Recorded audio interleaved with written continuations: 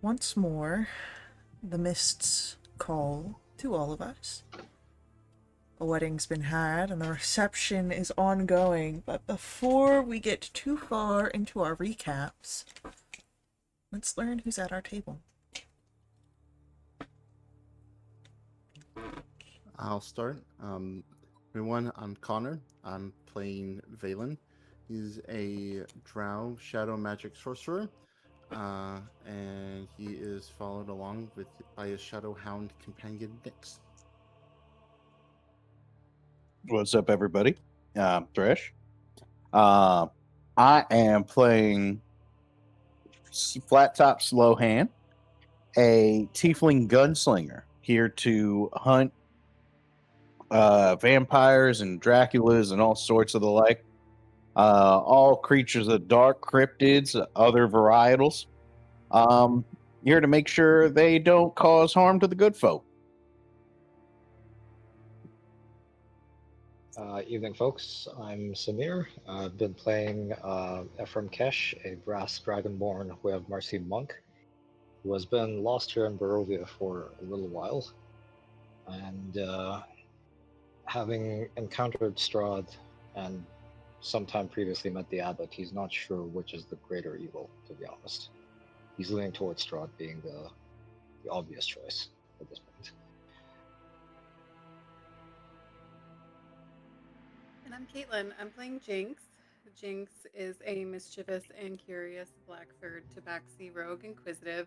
And this final fun fact about Jinx, as the group prepares to confront Strahd, Jinx hopes they save Irina from becoming a spawn and that they free this land from Strahd's rule. He hopes that he can make it back to Waterdeep and that Valen can find the answers he seeks. He hopes that Flattop slays his monster, that Ephraim continues to be a force for good, that Esmeralda finds freedom, that Casimir finds peace, that Mordenkainen remembers his friend, and that Mogreine's soul finds rest in the domain of his twin sons.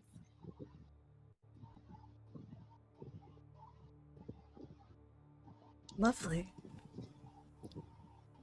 So, when we pick up, y'all have been in the study. You had found the fireplace that had a secret door, and you diminished the fires and opened the space beyond, which reveals a hidden room.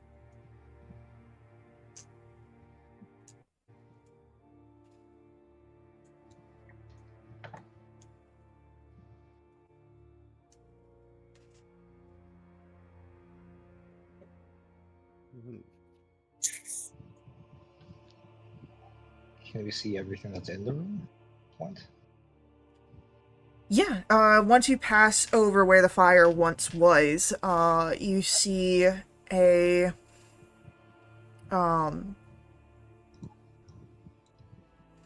there's a treasure chest, Ooh. but there's also a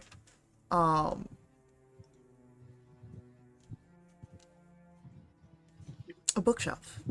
It's low to the ground, and it only has a dozen or so books upon it.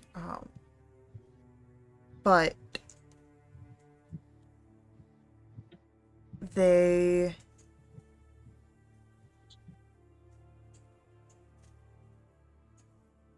seem to be older than the books elsewhere in the study, but also more pristinely kept.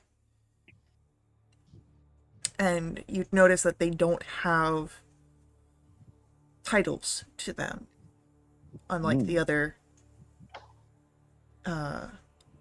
books, who are mostly titled. These seem to perhaps be then either very rare editions of manuscripts or personal penmanships. Maybe not of Strahd himself, but whoever the author is.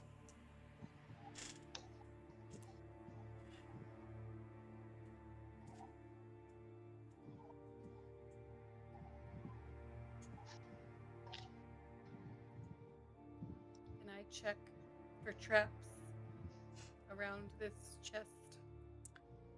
Yeah, go ahead, give me an investigation roll. Sure thing. That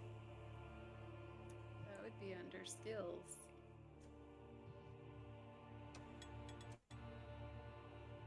Can I cast That'll be a guidance? 24.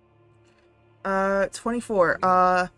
You'd notice that there is a pressure plate underneath the chest that is currently, pressed down by the weight of the chest. Hmm. Does it look like it can be disarmed?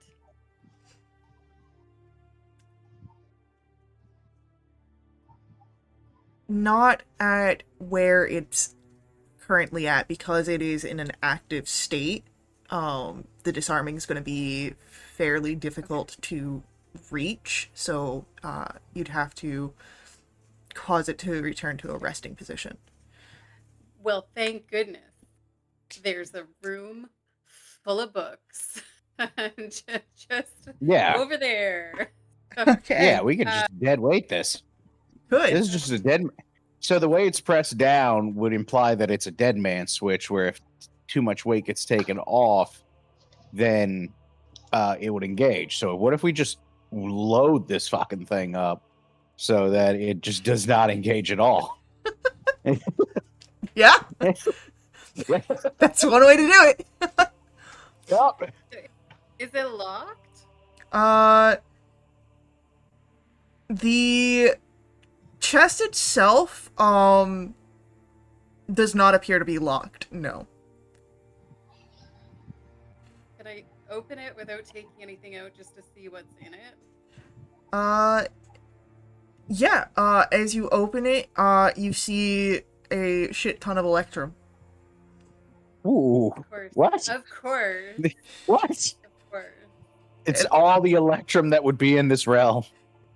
Most of it, yeah, and it's all stamped with Strahd's visage on the side. So that you're Gross. punished for taking it. Yeah. Spending electrum here. God, I hate electrum so Okay, much. I thought, Yeah, I know you do. Well, thought guess there was gonna what? be You just something more useful in- introduced it into the economy. Yeah. Maybe there's Well, something under all the crappy coins. There are So- other coins that are scattered about the grounds. You've got gold pieces, silver, and copper around the chest. The chest is just full of electrum. Strahd electrum, Strahd electrum. which is basically Chuck E. Cheese tokens. God damn. What were you saying, Caitlin? Unfortunate. I thought there was going to be something other than coins in here that might be worth taking. Like maybe some health potions or other things. What does a vampire need health potions for? Genuinely, if someone gave me a Strahd electrum, I'd look at them like they gave me a $2 bill. $2 bills are cool, though. I swear to God, I've been tipped with them way too many times. I'm sick of it. I feel like I'm getting tipped by the Riddler. Okay, well, I don't know if it's worth it to counterweight this chest with books unless y'all want some electrum. I think it'd be fun just to show him that we got his stuff, but that's beside the point, really. Valen ain't gonna take just walk down into the reception and just be like, Yeah, just throw Yeah. a bag of electrum at him. And wedding favors are just electrum bags. Thanks for showing up. Yeah. While Oh. Jinx is doing that, I think Valen will look through this little mini bookcase to see which of these books might be the one we're looking for. Yeah, give me a investigation check to look through them.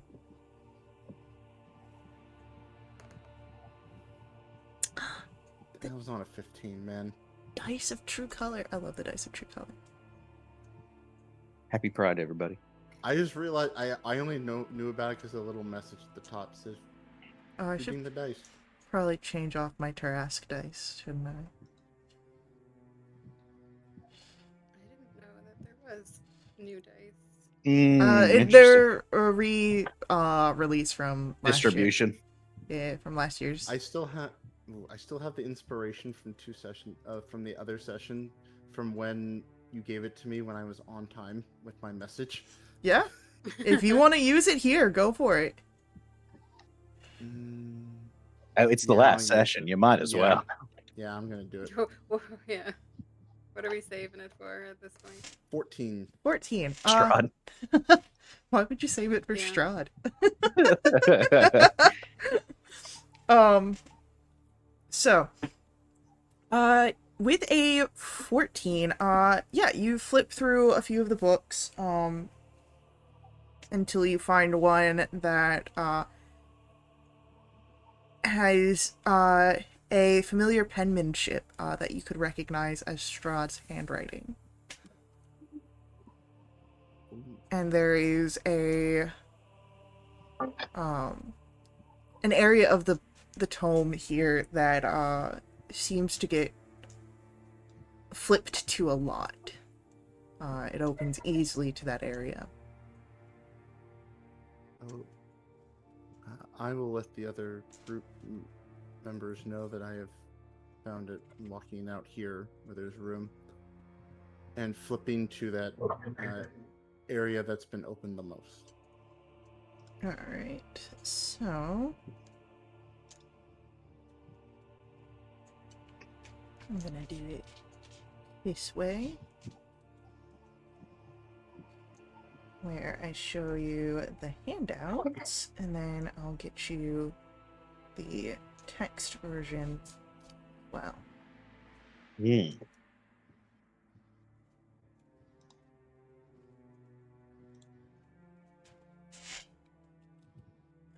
I'm already rolling my eyes 2 sentences in. First two sentences are like they're giving. Um, I studied the blade. To be honest. Yeah, well, it's Strahd. What are you talking about?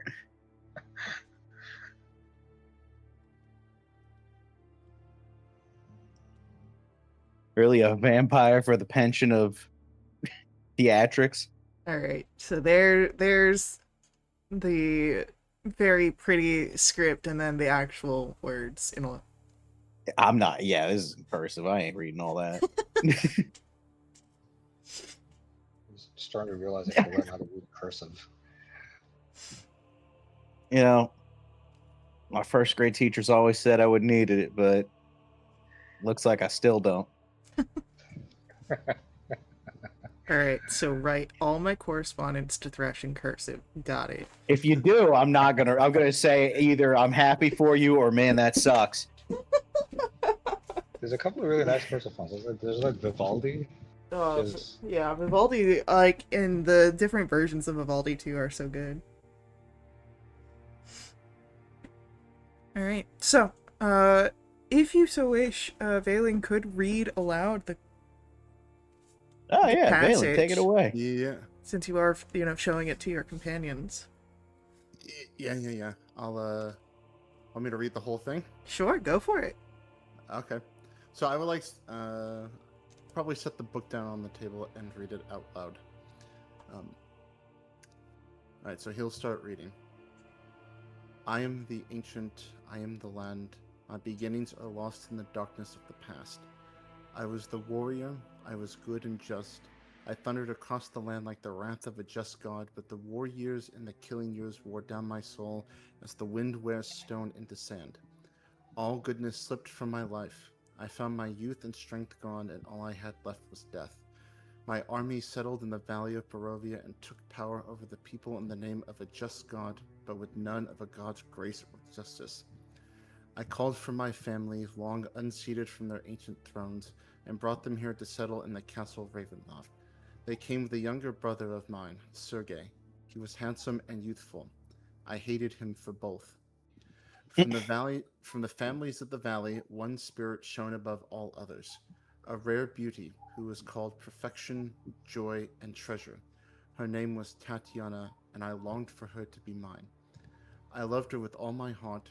I loved her for her youth. I loved her for her joy, but she spurned me. Old One was my name to her, elder and brother also.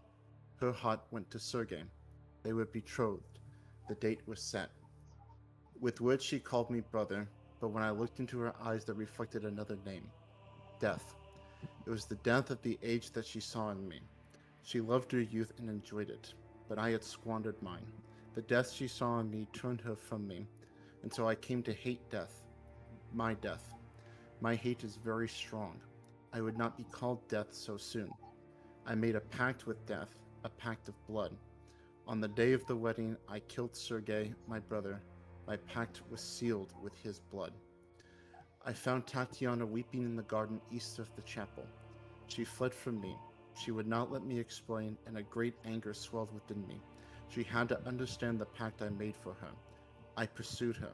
Finally, in despair, she flung herself from the walls of Ravenloft, and I watched everything I ever wanted fall from my grasp forever. It was 1,000 feet through the mists. No trace of her was ever found. Not even I know her final fate. Arrows from the castle guards pierced me to my soul, but I did not die, nor did I live. I became undead forever. I have studied much since then. Vampire is my new name. I still lust for life and youth, and I curse the living that took them from me. Even the sun is against me. It is the sun and its light I fear the most, but little else can harm me now. Even a stake through my heart does not kill me, though it holds me for movement. But the sword, that cursed sword that Sergei brought, I must dispose of that awful tool. I fear and hate it as much as the sun. I have often hunted for Tatiana. I have even felt her within my grasp, but she escapes. She taunts me. She taunts me. What will it take to bend her love to me? I now reside far below Ravenloft. I live among the dead and sleep beneath the very stones of this hollow castle of despair. I shall seal shut the walls of the stairs that none may disturb me.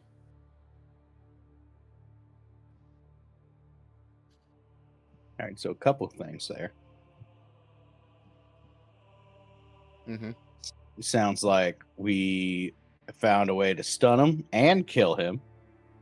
He fucking hates. What was that thing he said he hates as much as the sun? The sword. Oh, right, Jinx. got it. Jinx holds up the hilt of the sun blade. Perfect. We got that. This? He also hates the sun. Yes. Cool. Just want to make sure I heard that right more than anything. I figured it was the sun Which- blade, but You also have a thing that causes sunlight to happen. So, cool. Oh, So we Jinx, got Jinx reaches into another pocket. This. yeah. cool. All right. So double ply on that. So immediately, morale's good. Things are looking up. Cool to know that a wooden stake through his chest, I guess through his heart specifically, but will hold him in place, and then we can just sunbeam him. That's a good way to go about this. Sounds like we got a plan already because we've read his diary. Yeah. Any notes from anyone else? Does anyone have a stake? Can I break off a leg chair or a chair leg? I have a spear. You just break it and use that as a stake. Doesn't have A to spear. be. Faye, would you consider a spear a very long stake? Hold on. If I listen, my hands are like onto weapons. I can break my spear, and then there'll be one spear is the blade and a stake. well, I mean, if you don't need to break it, that's even better. What is the definition of a stake? Is like a wooden, A like strong pointed piece of wood or metal driven into the ground. So here's the thing. which is a If spear. no, wait. Ephraim's gonna say this. Listen, but he's gonna say. By the way, I do have. I do know how to carve wood. I do have my wood carver's tools with me. So if we need to make a stake, I can. We can make a I bunch, have to but spear. Yeah, well, like he's gonna have to spear. I can take this, break off the edge, quickly sharpen points. We should be able to make 2 or 3 stakes from this. It's not elegant, it's not efficient, but well, it'll do. before you do that, how much wood furniture is around us, Faye? Not enough that you could make stakes Don't within a Is the- decent amount of time. Remember, It- you are on a timeline here. There is a reception No, happening I'm aware. beneath. I'm aware. Is there a chair nearby? To carve a stake. No, not carve it. Just break the leg.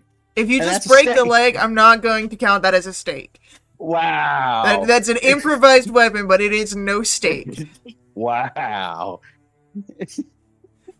Fair enough. All right.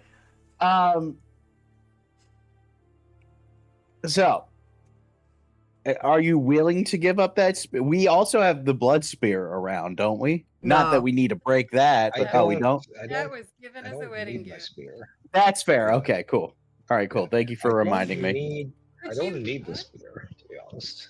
So Could you not just like leave the spear in one piece, but like quickly whittle down the butt of the spear to be Yeah, do a that. wooden pointy end, and then you got a double-ended. I don't know. yeah, Yeah, we don't don't- have to fight him with. We don't have to fight him with the spear. We just have to stab him to hold him in place. Right? That's true.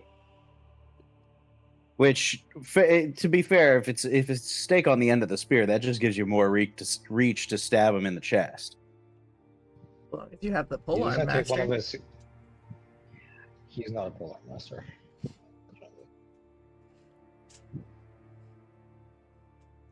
I've got one observation that I don't think was discussed in that book, but like, wasn't the were-ravens really concerned about that crystal that has a heartbeat?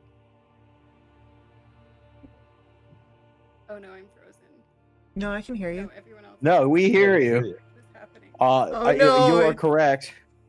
Uh-oh. Discord is Oh, being... there she goes. Discord's being bad.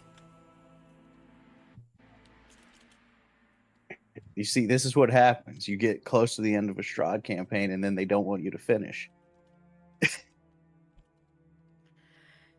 My connection's terrible. Did you We hear any you. of We my heard- question? We heard all of your heard question. we heard the question about the beating crystal. That is about as far as we got. And then you said something about Discord messing up. Okay. I mean, my question was just the where folk seemed concerned about that crystal, and it doesn't seem to be discussed in that diary entry. Fair.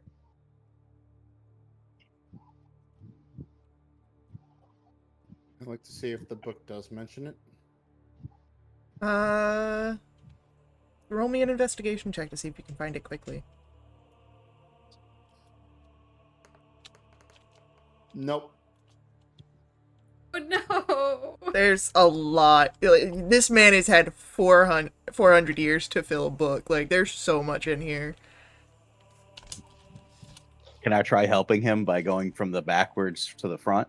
And I think that would not help in this situation. I think that would make it worse. Well, if he's going I feel from the like- front to the back, and I'm going...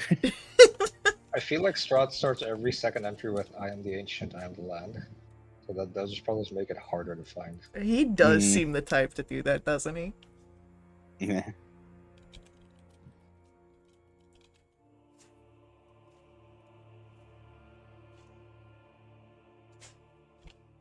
Well, at least we have a way to handle him now. That is true.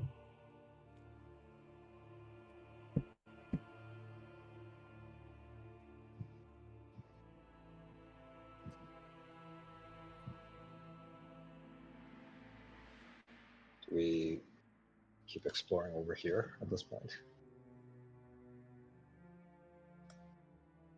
We just got here, so there's 3 other avenues we can explore right now.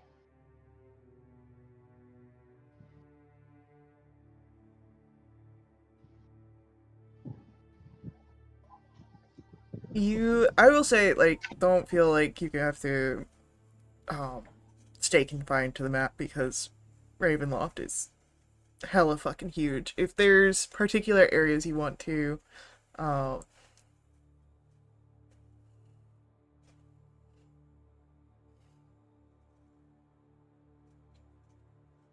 if you have some areas that you want to go or objectives you want to follow through on.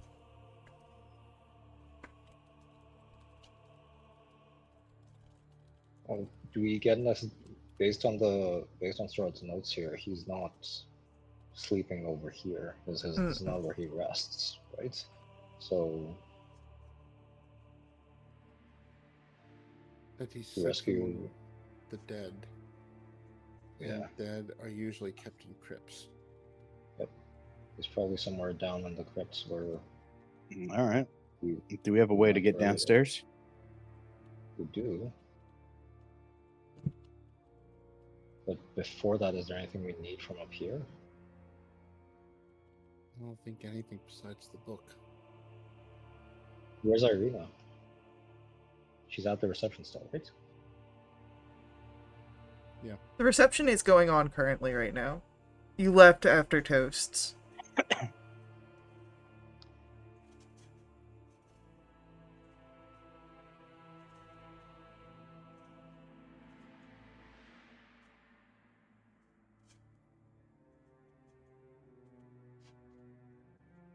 Remember what that message we found in the crypt, which tells us about casting stones into the fire? Would it help if we made our way to his tomb while he's otherwise occupied? Maybe.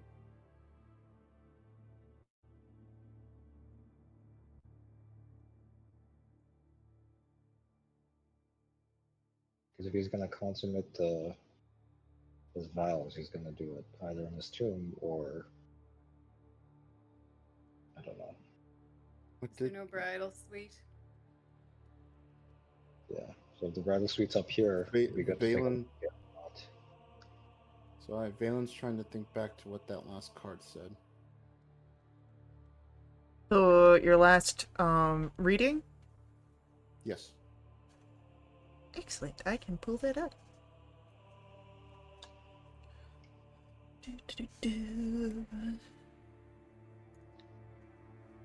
Curse of Strahd.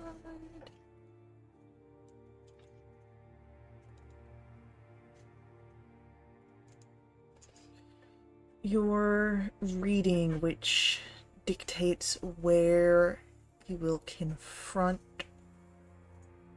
the Devil Strahd.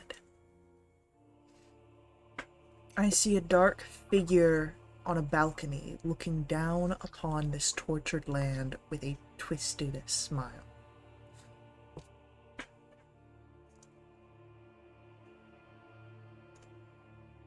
I think once Valen realizes that, he's going to say out loud, he's not going to do it inside.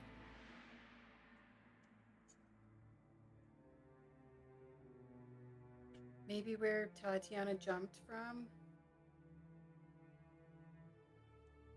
I will recite that last card reading, what that phrase said to the group. It's going to be on a balcony. Was talk of where Tatiana threw herself off the Overlook. It's probably where it's going to happen. Yeah.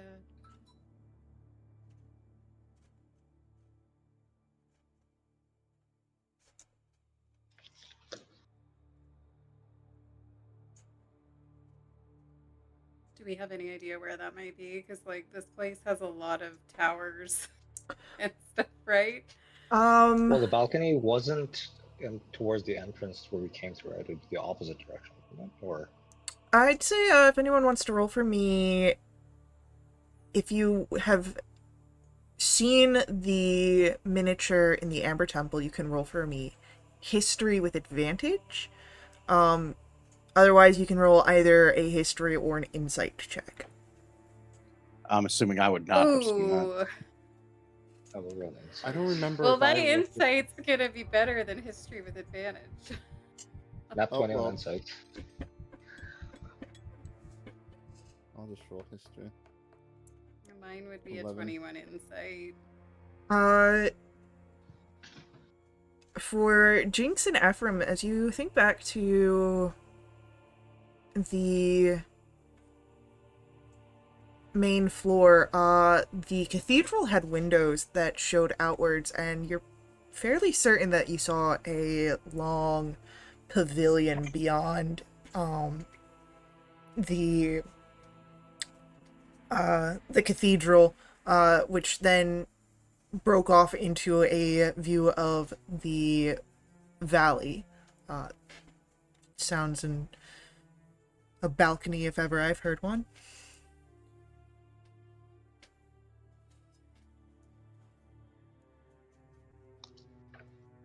Okay.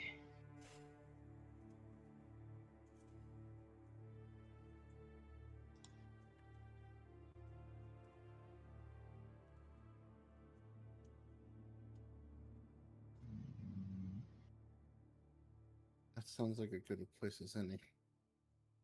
Yes.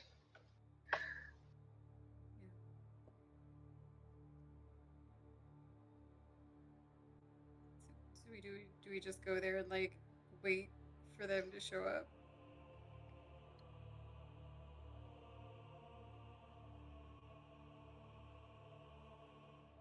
I Say mean, go back to the. if depending on what you do, you could wait and find yourself at an advantageous position. Or you could try and catch them when they think no one is following them. You have options here. Is Casimir gonna know where we are? Where's Esmeralda? Where is Esmeralda? That's a great question. Yeah, I believe you said you gave Casimir the directions to the catacombs. The So underground. Yeah. yeah, so he's Yeah, handling he that. went down there. Yeah, he said he'd join us when he was finished. Yeah, man's a wizard or has some magical capabilities. He'll find you. He's got that locate Okay. creature. Great. Creature. You're either a creature or an object.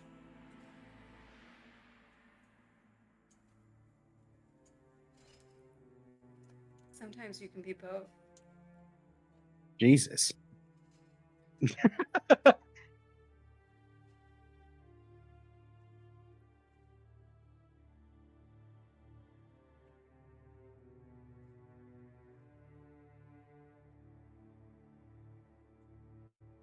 So what's the plan, heroes?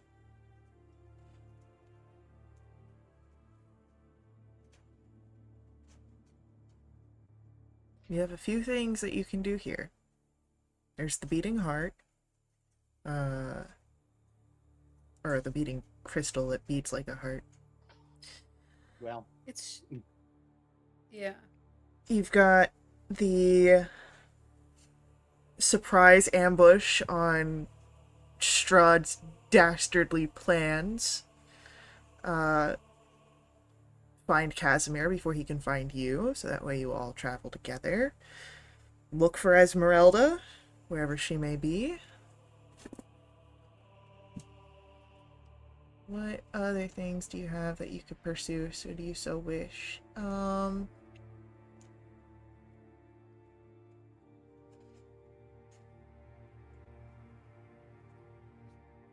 personally, I feel like we make a move on the heart. Yeah? That's my Central vote. Central Tower. I'm on board with that. It's I can only wait for so long.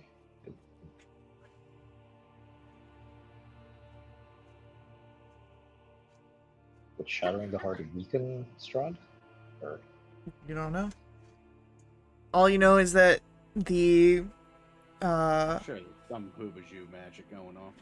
and all you know is that the Mardikovs told you about it from their ravens.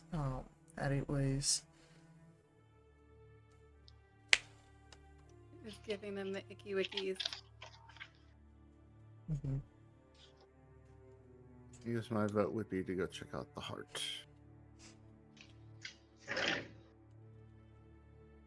Did it look when we were down there and we heard the toast, did it look like people were mingling and like did it look like an actual reception was taking place, or was it more of the same of before the reception where no one was really mingling and everyone looked unhappy to be there?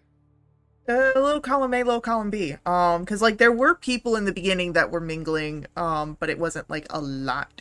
And it seemed much the same. The people that don't want to be there are perhaps those that are more aligned with you, and the people that are happy and casual, are either weird like Mordenkainen who fits in anywhere, or probably in league, or at least their interests align with Strahd's entirety of running Barovia. Because my line of thinking there is if the reception is like a little r reception instead of a capital R reception, it might not go on for very long before, like, well, this is awkward. Let's just disperse and go about our business. In which case, if that happens, how will we, like, we don't know how much time we have before we need to get to that balcony, do we? You don't. This is true. But I'm really interested in the heart as well. Go after the heart. But I don't want to like miss our chance either and show up too late and she's already a spawn. Or she's already flung herself off the tower like Tatiana before her. You have paths. I can't make you walk them.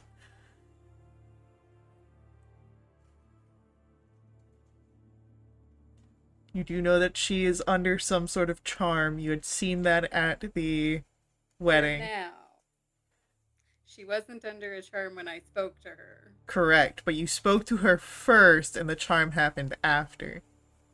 Sure. Maybe she'll fight it off. I don't know. Who knows? Who knows?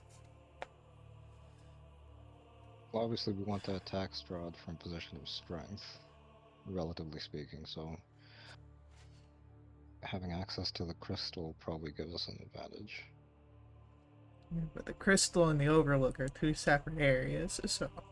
Yes, is the other thing.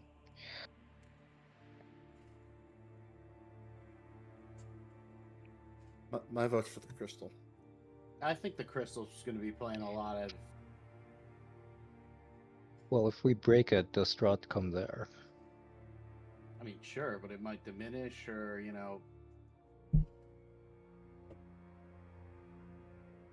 Maybe he senses when someone fucks with it. And he comes, yeah, there. In which case, we won't really be in an ambush anymore. But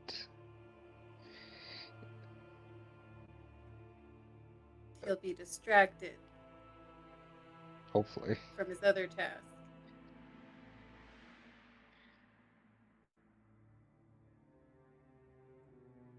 No matter what, there are no wrong choices here. I don't believe that to be true at all. Okay, so maybe there are some wrong choices here. Okay, well. But there's less wrong choices than you might think.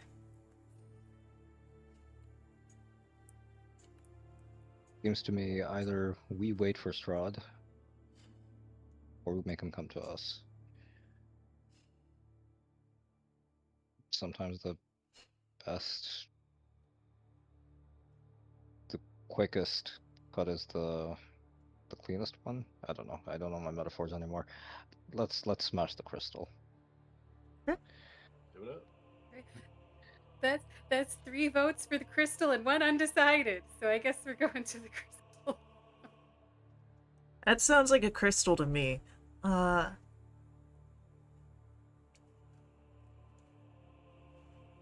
Which means...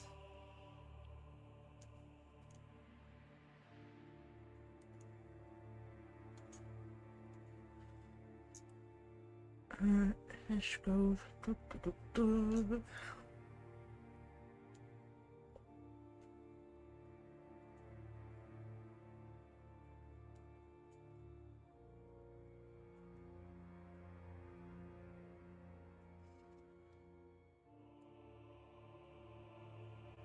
I will say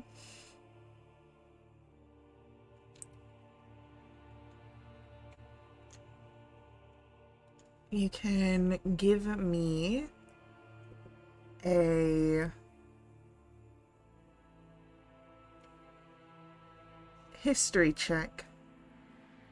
And this is going to be for anyone who looked at the model in the Amber Temple.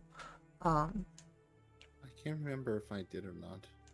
You were in there. Jinx Before my time. specifically looked at it to memorize as many details I as he think I could did. about it. Is this a straight roll? Yes.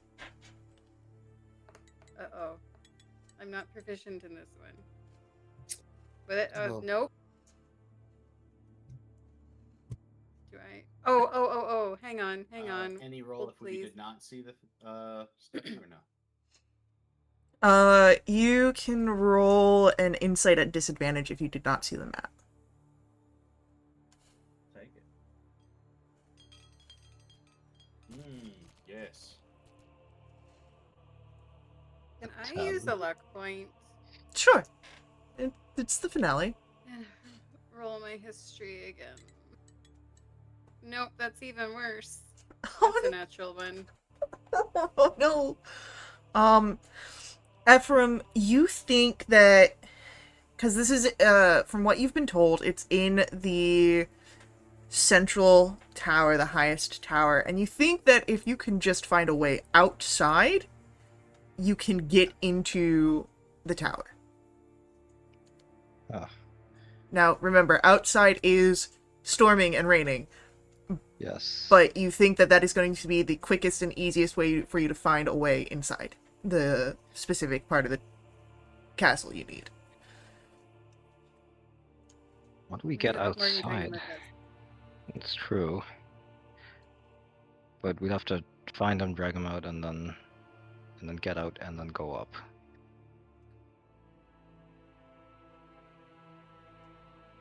Couldn't hurt.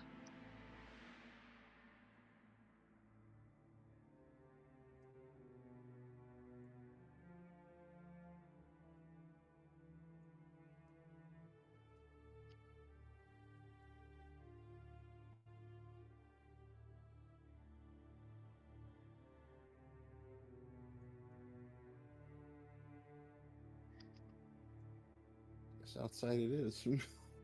All right. Go get. Let's go get Mordenkainen. And He's with us. Oh he's yeah. with us now. Yeah. I just His token's not on the map. his We- token. Yes. Yeah, his token isn't there. But he is here. Yeah, I have that written down. Maybe you're just invisible for the heck of it. I wouldn't He's put it just past you. he's just looking at all the books. he's doing Yeah, he's That's why he's quietly so in the quiet. corner reading. he's Yeah, doing wizard Yeah. shit. Yeah. That's fair. If you mention needing to get outside, Mordenkainen, we can get out to a banister of sorts from this level, actually.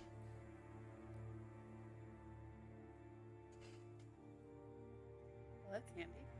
Yes, it's been quite some time since I was here at the castle, but research is great when you are trying to undergo a plan of attack.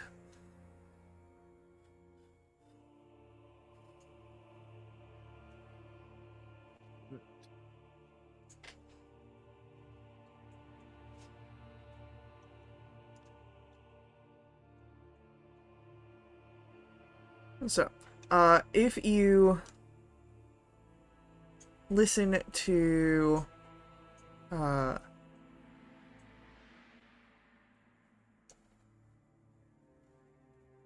Mordenkainen,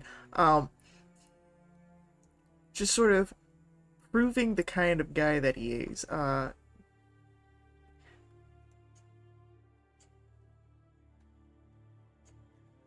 He'll open this door next to you, and it reveals that there's like this massive window. And you can see the sort of walkway beyond it.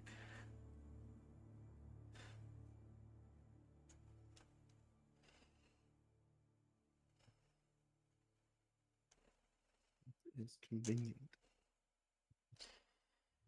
Yes, well, plenty of nobles have these massive windows and abodes, natural lighting. I can understand why they do so.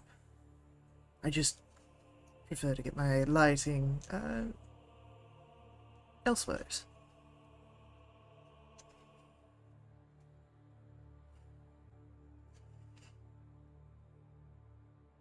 Are we breaking this window, or does it look like it is openable?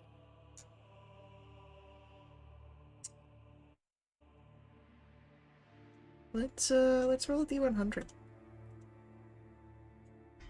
Oh, Yeah, you could open the window. It doesn't seem that it's rusted shut or anything. perfect. That's much quieter than breaking it. This is very true. As you open the window, you are assailed by the gusts of wind from the storm outside. The rain that hits you stings any exposed skin. So while the fur protects most of your face, your ears, Jinx, are getting all sorts of, beat up. Flicking a lot. But from here, Ephraim is able to sort of calibrate and point course for your group. Bags, you've got nails. And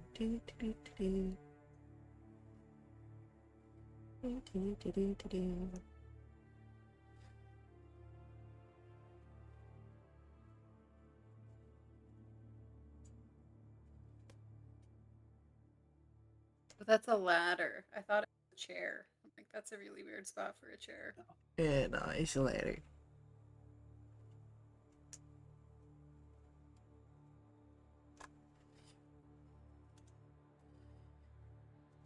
Big circular staircase. Here's the central tower. So Ephraim will advance along, like he'll kind of take point, being mindful of the rain.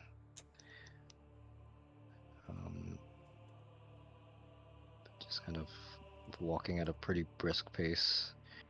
We're not seeing any stone gargoyles or anything like that out here. Like no Nope. guards or sentries. It's interesting. And then clockwise goes up. And it goes up, yes. Clockwise going upwards. But, as soon as you step onto the staircase, there is this red light that flashes overhead. And Max, buddy, go over there.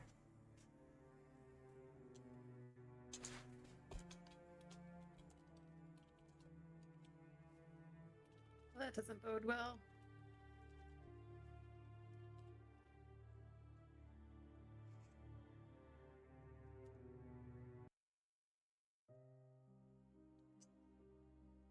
You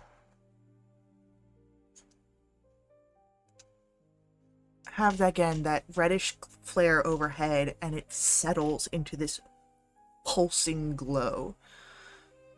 Looking up, you can see the immensity that awaits of this tower, its spiral staircase circling the full height, and looking down, there is the 60-foot wide base that becomes narrower and narrower, and it's at the pinnacle of the hollow tower where there's this large crystal, vaguely heart-shaped, that pulses with a red light. And you notice that the stairs continue even upwards past the heart. I would like everyone to roll initiatives. Oh. Oh, Oh, okay. I was almost good until I wasn't. 21. I'm rolling. Wow, man. Well, don't worry, we still got more to see here. Alright, so...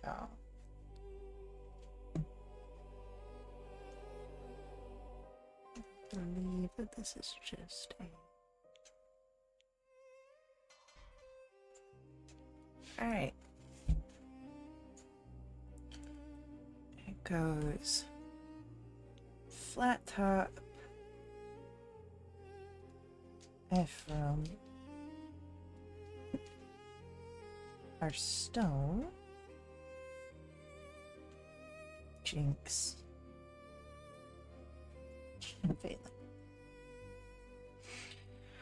So, there is no immediate attack against you, but the air here is tense.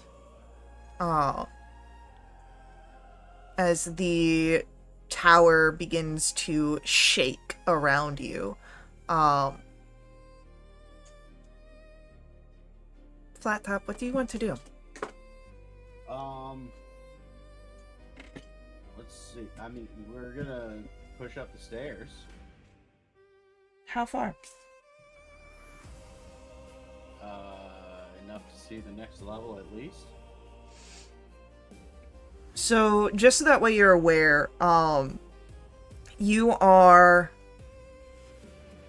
I'd say, because you're coming in from the 3rd floor, of this thing, you're not terribly far away from it. I'd say from, without even having to push up the stairs, you're like 80 feet away from it. I'm just trying to get a better view of what's going on. I'm just in terms of the map. It makes Oh. it a little. The map doesn't have anything better. The next one is still Word. going to be what you see. Sick. Cool. All right. In that case, we will. We'll just get a clean shot on this thing and take a couple cracks at it. Yeah. For sure. Do I have any? Did you give me any cool, fun like bullets or something? Yeah, I've got some +1 bullets. I'll start burning those. Hell yeah. Go for it. Let's see. There. So these are +1 to hit, I guess. Yep. Oh, there we go. Alright. So that'll be a 15 rather than a 14? Yes. Alright. 15 and a natural 20 both hit. And it'll be 4d8 plus 16, 24. And then plus 2 because of the +1 bullets. So, Oh, yeah. So 48 plus 26 in that case.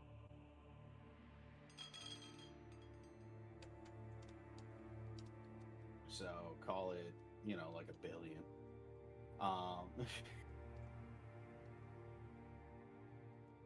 Over 50.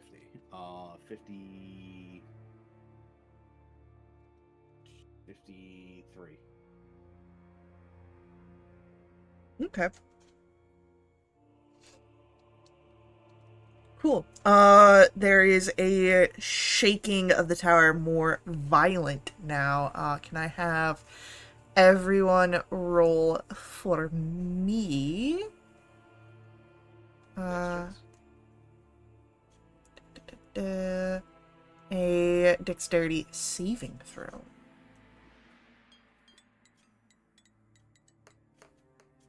I am. Shit, What the hell man. did I roll? Oh my god! You guys- I'm gonna use another luck point. Oh, I no, I man. rolled a natural one. There, that's a 24. Let me guess. Everyone but me saved. Hold on, I gotta roll for our dear buddy. There's Mordenkainen in the initiative. Yeah, Mordenkainen's existence is there. All right, cool. This is great.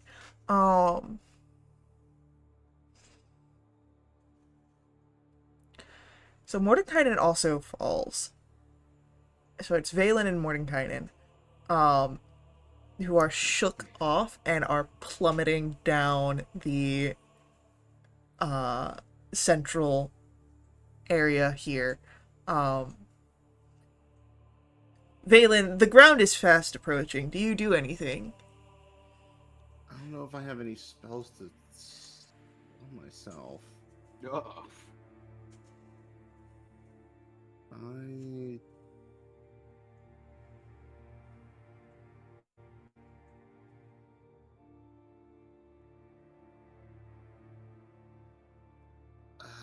I. Unless I can cast Thunderstep back up there, like, I. That's really all I have. Mordenkainen has a spell that he can use here. It's a little more high level than what he'd like, but he can use it. So, as the ground is starting to get closer,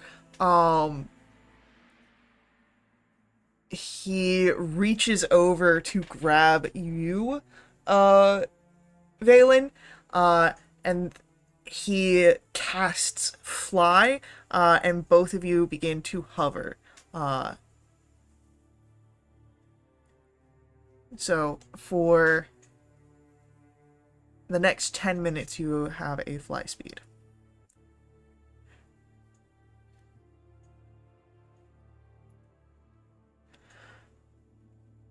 All right, Ephraim, while this was all going on, are you doing anything with the glowing heart above? Like I said, you're about 80 feet as the raven flies. 80 feet. 80 feet. 80 feet is. No, I'm not gonna be able to do that. So what he's gonna do is. Give me 1 second.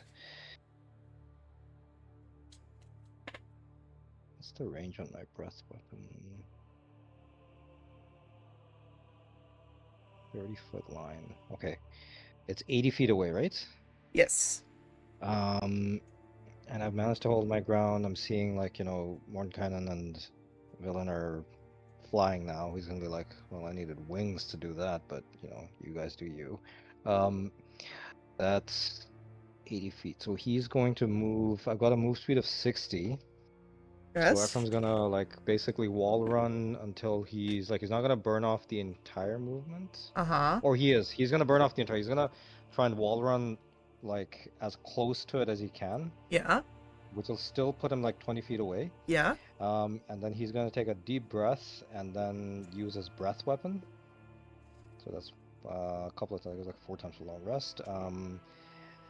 In a 30-foot line that's 5 foot wide towards the is it a heart or crystal? Like, It's a crystal that is vaguely heart-shaped, so yes. okay, The so he's answer gonna, is like, yes. yes, okay. So he's gonna do a parkour wall run over land, take a deep breath, and exhale lightning at the heart-shaped crystal. I don't know how this is gonna work. 14 dex saving throw. It's an DC object that 14. can't make a dexterity saving throw. Just do your damage. Okay, cool. 2d10 lightning. Let's see. 8. Yeah, all right. That's All fine. It's right. better than nothing. So 8 lightning damage, and Can I do anything for bonus action? Nope. He's just gonna stay where he is. So what happens here is that as you wall run up and you take that, there is a crack of thunder just as your breath attack is released. And once more, the tower shudders. And I'd say that because you are so close, Ephraim, at this point from that, you're starting to see these heavy fractures in the crystalline structure. But what really sort of causes you maybe not fear, but just the touch of dread is that where those fractures are, instead of just breaks of crystal, you can see blood rivulets beginning to fall down.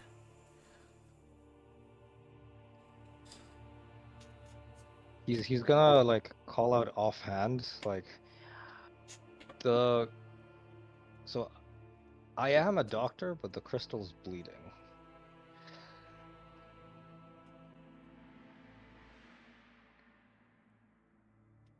And uh I would like everyone to make for me another dexterity saving throw, except for Valen, who is flying. Yay. Special 20 for a 30. Beautiful. I can avoid another shitty dice roll. All right. Okay. So now I'm going to ask for, as the tower is shaking, you're able to avoid falling off. But now I'm going to ask for another dexterity saving throw from everybody as the crystal falls from where it was held aloft.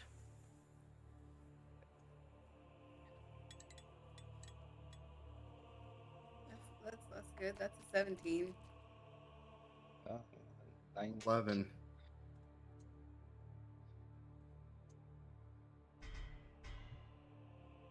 Unfortunately, this isn't everybody except for Valen moment. Oh my god. I'm gonna switch my dice. This keeps going. Luckily there's no damage here.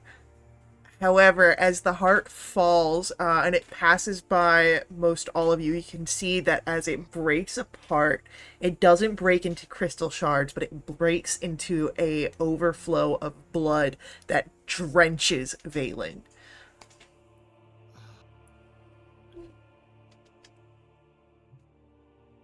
And then the tower is still.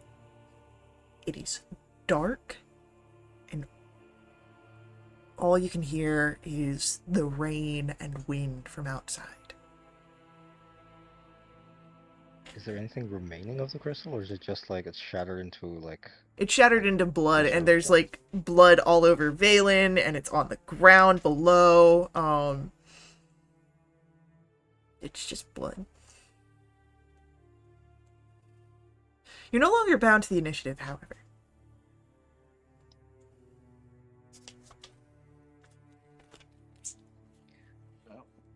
Hey, Mordenkind, you want to help a pal out there with Valen? Mordenkainen will cast Prestidigitation. It doesn't take away everything. That would take too many casts of that if time is of the essence, you know. I'm just gonna like wall run all around so he's not stepping on the blood, and like wall run all the way back here. Hell yeah. Like, that's too much blood.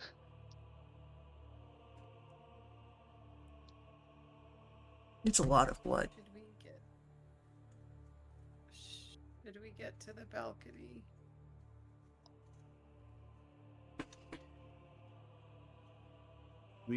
Did we make our wooden stake or not?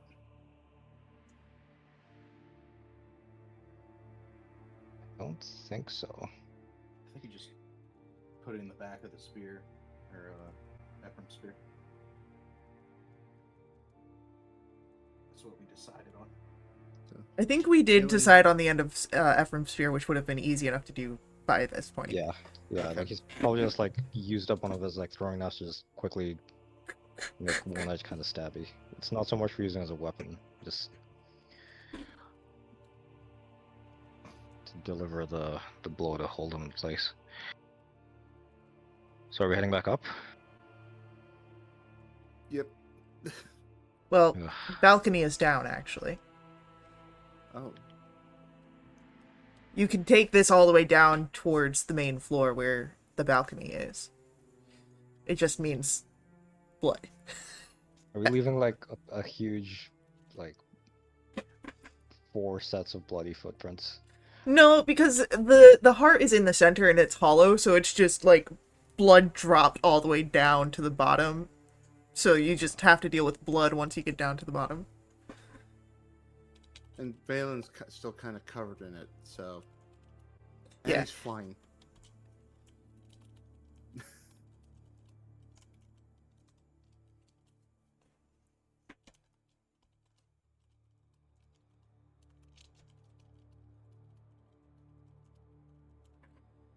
All right. Max, no. I'm gonna say this. Just because I like using the rules in fun ways. I want you all to roll for me initiative checks, and we're gonna do a group initiative here to see when you arrive to the balcony. Hell yeah, it's a 25. That's Oh, okay. nice. Finally, a good roll. What are we checking again? Just roll a regular initiative roll, and I'm going to use that to see how fast you guys are moving through to get to the balcony. Close my rolling page. There we go. Boom.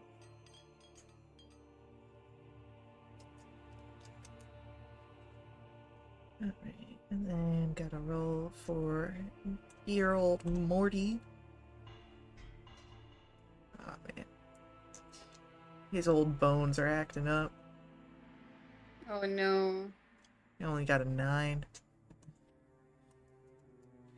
Alright, but that's a fairly respectable average of 15.6 across your group.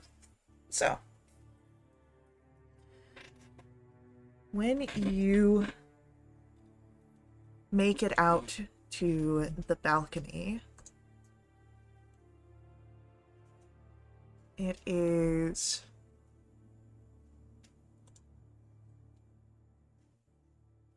empty.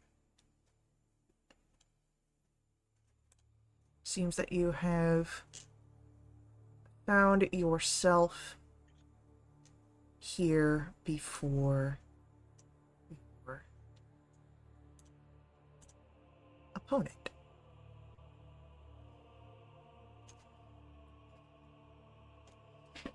Big balcony.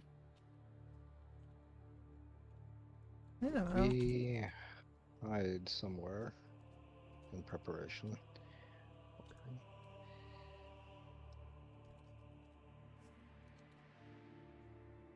Do we see anything? Do we see anyone? Like, we don't see, obviously, Strahd, but do we see anything or anyone else?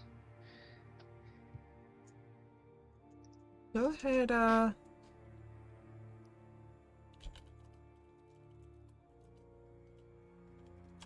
give me a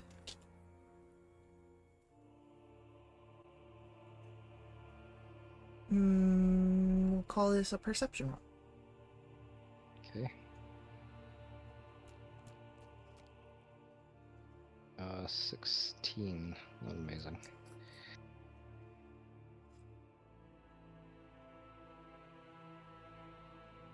Okay.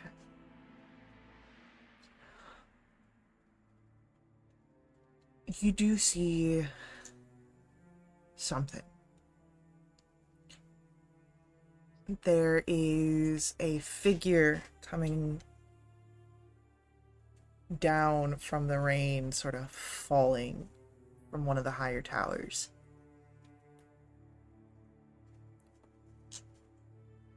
And Is then it Esmeralda?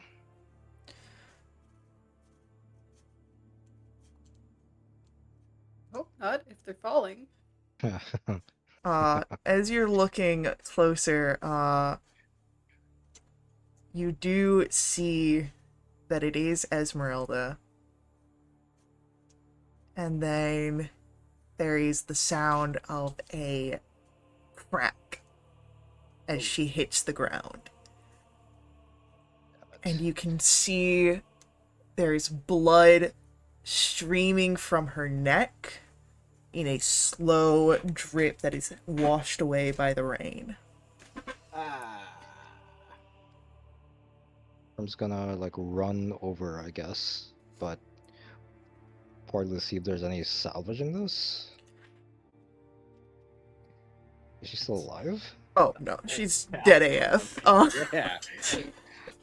But To be as Ephraim, you are running over and looking over this. What are the rest of you doing? Are the rest of you going over to look at Esmeralda as well? Or are you I'm looking up where she fell from. I would be too. looking up? You see the tower, the rain. There's a crash of lightning. Flat Top, where are you looking? I'm gonna move up with Ephraim and kind of cover around him. I'm gonna watch this other stairwell mainly. Then Ephraim and Flat Top are the first to notice this as a strange mist sort of swirls down in between the rain, almost camouflaged, but will manifest here. And Strahd is shown sort of walking, almost prowling around the perimeter of where Esmeralda's body has hit the ground, and he wipes his lips.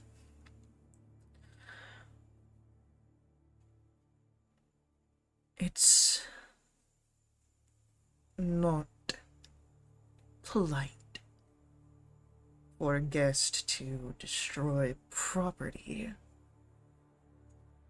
on such a hospitable invitation.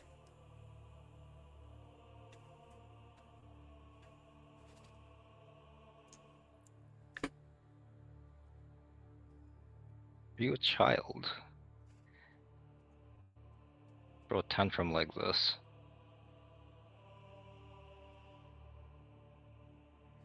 Tantrum? I was just disposing of someone who means to invade my wedding night. And I happened to come across figures who are towing the line of the vow they made.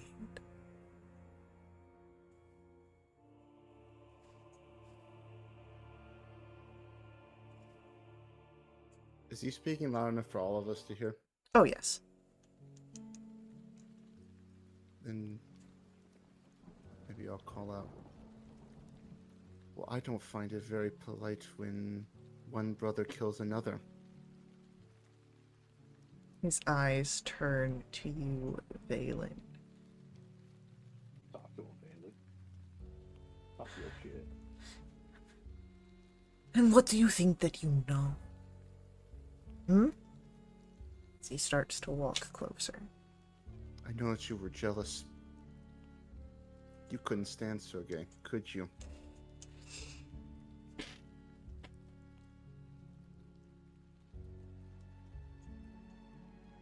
He lifts his chin high. And then disappears in a mist, and then He's gonna be behind me. I know this spiel. reappears right in front of you. Can you give me either a strength or dexterity saving throw? I swear to God, if these dice roll another low number. 11? Unfortunately, that is not enough to get away from the grapple as he grabs your throat and starts walking you back towards the ledge of the overlook. Jinx, do something. That's it. I'm changing my dice. I've had it. Can Jinx get out the symbol of Ravenkind and expend 5 charges to cast Daylight in retaliation to Strahd grabbing Valen? You know what? I say that as Strahd is grabbing Valen and has not yet fully moved, but you can see the intention, and Jinx, you are pulling out your holy symbol of Ravenkind. You will roll initiative. You'll start with it in your hand, but things are sort of moving around a lot quicker now, so we're going to roll our initiatives for this battle. Yup. Okay, Right, I've okay. swapped my It's dice. not a 25, but it's a 23. Yeah, 20. Ooh, ties. Twinsies. Oh my god! Triplesies! Oh, we got triplets? Yep. I'm also going to use Uncanny Metabolism for roll initiative and regain all my focus points. Boom. And Watch plus out, 6 to my Strahd. initiative. There's an So ass I'm- kicking on the horizon. So I'm definitely last in this 23 order because mine's only a +3. So Alright, so. Mordenkainen gets to go first. Holy shit! Morty. Yo! Alright, let's get some battle music going on here.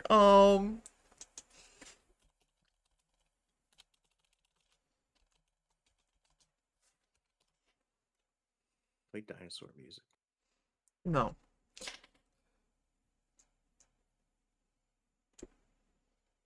Alright.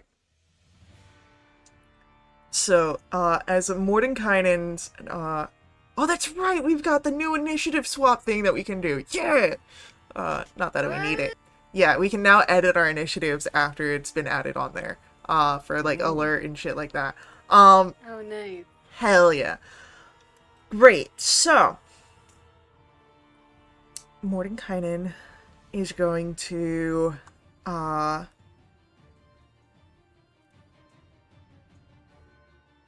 he's going to try and grab hold of Strahd through a use of Bigby's hand. That's what he's going to do. Nice. So.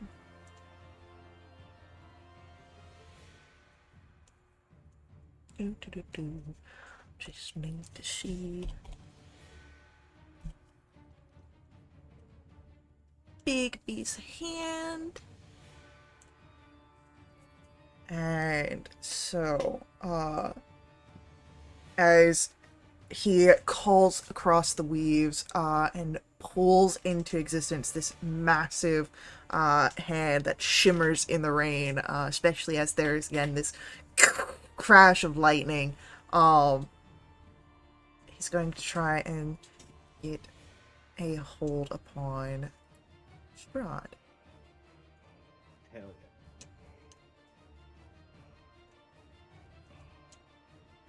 He needs to make a dexterity saving throw against this.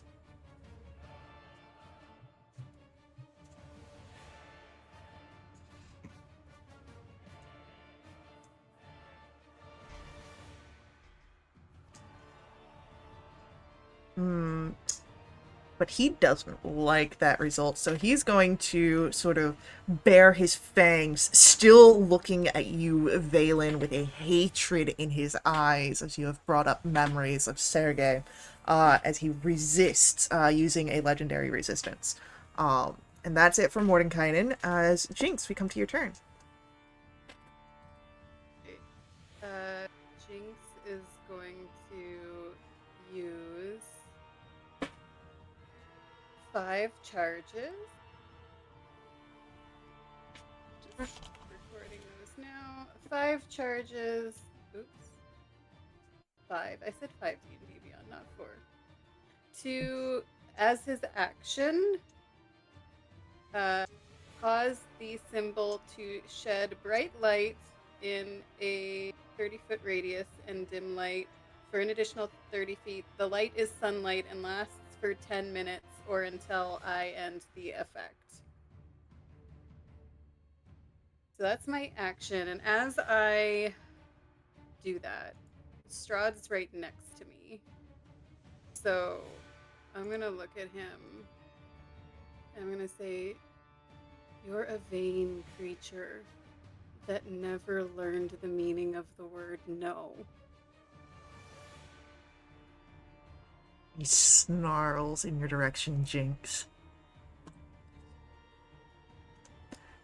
Flat top. And with my bonus Oh, action, that's right. You've got bonus actions. Yeah, up, up. the symbol's in my left hand. I'm gonna hold the hilt of the sun sword, and I'm gonna use my bonus action to speak the action word to activate it. That paces him And off. I'm gonna wave it right at him, like, huh? Look what I got. Uh, Up, up. cool. That means he's actually going to take a legendary action here. And he will release Valen, and turn towards Jinx. And he's gonna take a attack at you.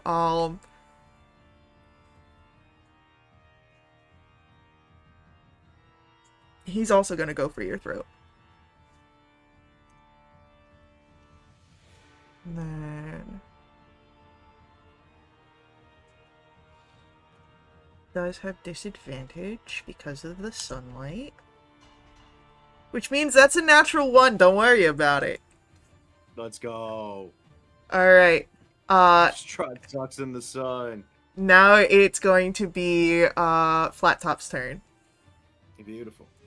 We are gonna take a bonus action, and we are gonna lay down the law immediately, targeting Jinx.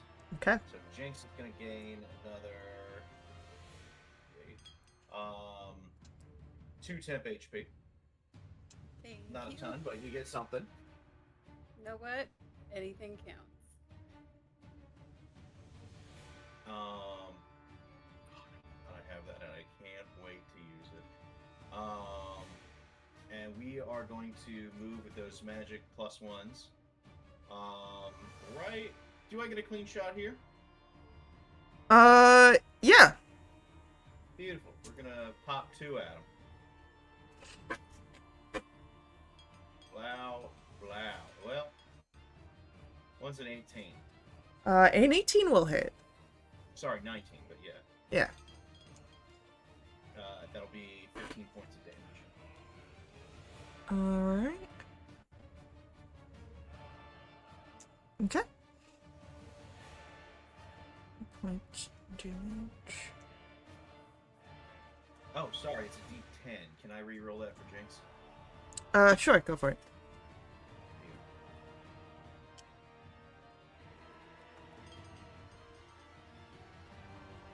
It's a 7. Oh, hell yeah. Now, anything else from Flat Top? I believe that's it. Not at the moment, no.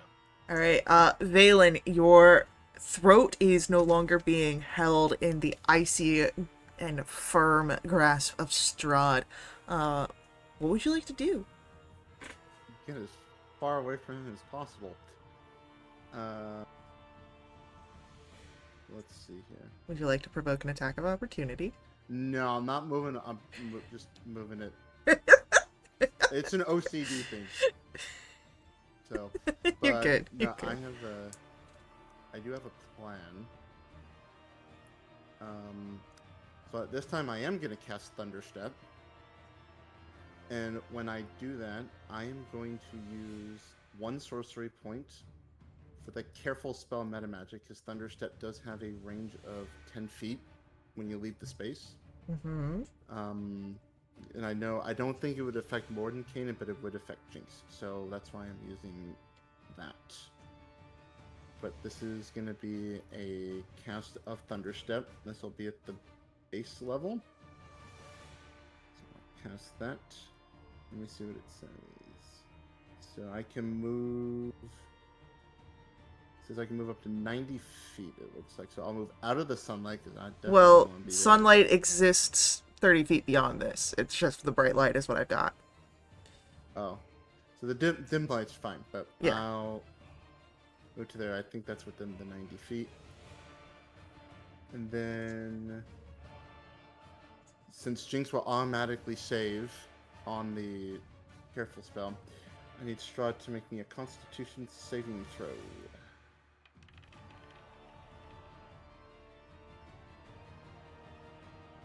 Damn, that's good damage.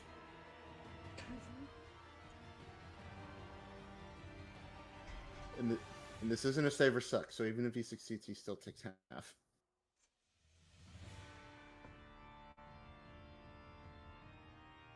That's a failure on his save.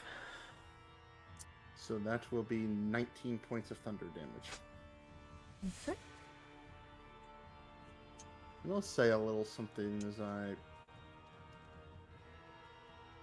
light outside of here, and he stays in the sunlight. Him partially covered in blood and like through gritted teeth. Guess you're not the only one who has tricks, huh? And that was action. That was action. Yep, that's it.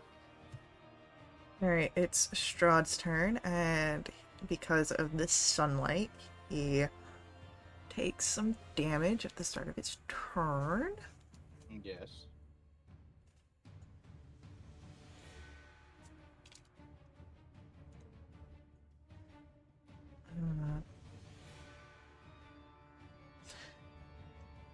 And then,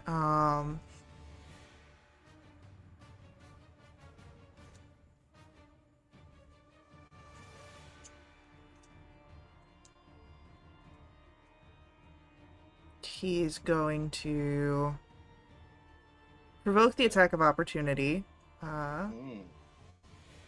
as he steps back. So, does Jinx take the attack of I'll opportunity? absolutely take a swing at him. Yeah. Cool. Do it. With the sun sword. Ooh, that is awful. Luck point. That's a 13. Luck point. Yeah, I'll burn another one. Alright, is this your last one, or? No, I got 4 now. It's my Okay. proficiency bonus, so this will be the third of 4. Oh my god, are you fucking kidding me? It went from a natural 2 to a natural 3. Well, I doubt very much a 14 is hitting Strahd. 14 does not hit Strahd, so he gets out just beyond the bright light, which he still seems uncomfortable, but it does seem that he's better suited here. And then he's going to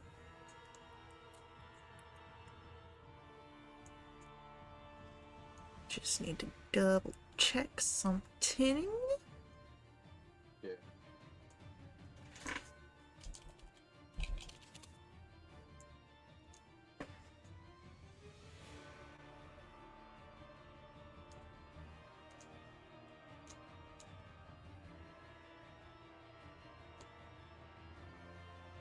Alright. What is that?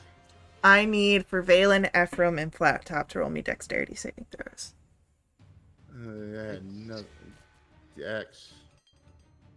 That's a nat 1. 26 here. That's a 10. So Flat Top succeeds and takes half damage as the area becomes extremely hot as a fireball is released. I do have evasion Is- though, is- so I'll take half damage if Okay. I fail. That will be happening Right. here. I have fire resistance, so I'll take quarter damage. Yeah, half of half.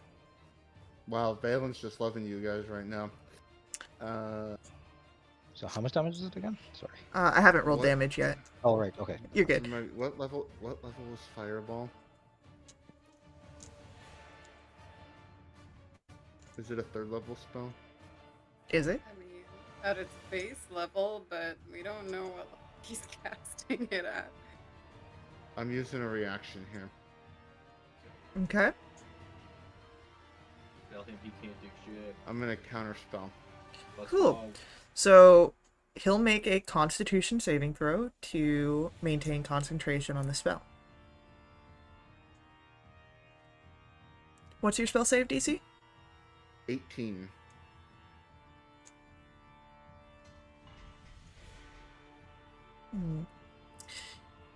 Doesn't like the result of that save, so he's going to bare his teeth and use a legendary resistance to succeed.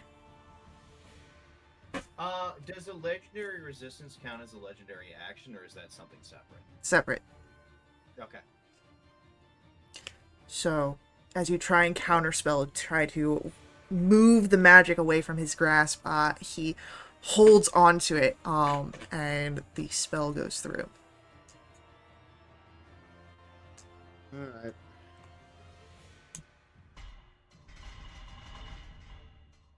On a failed save, you're looking at 35 points of fire damage.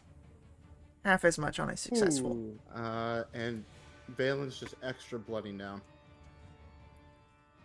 For evasion, I take 17, or Yes, because it's round down.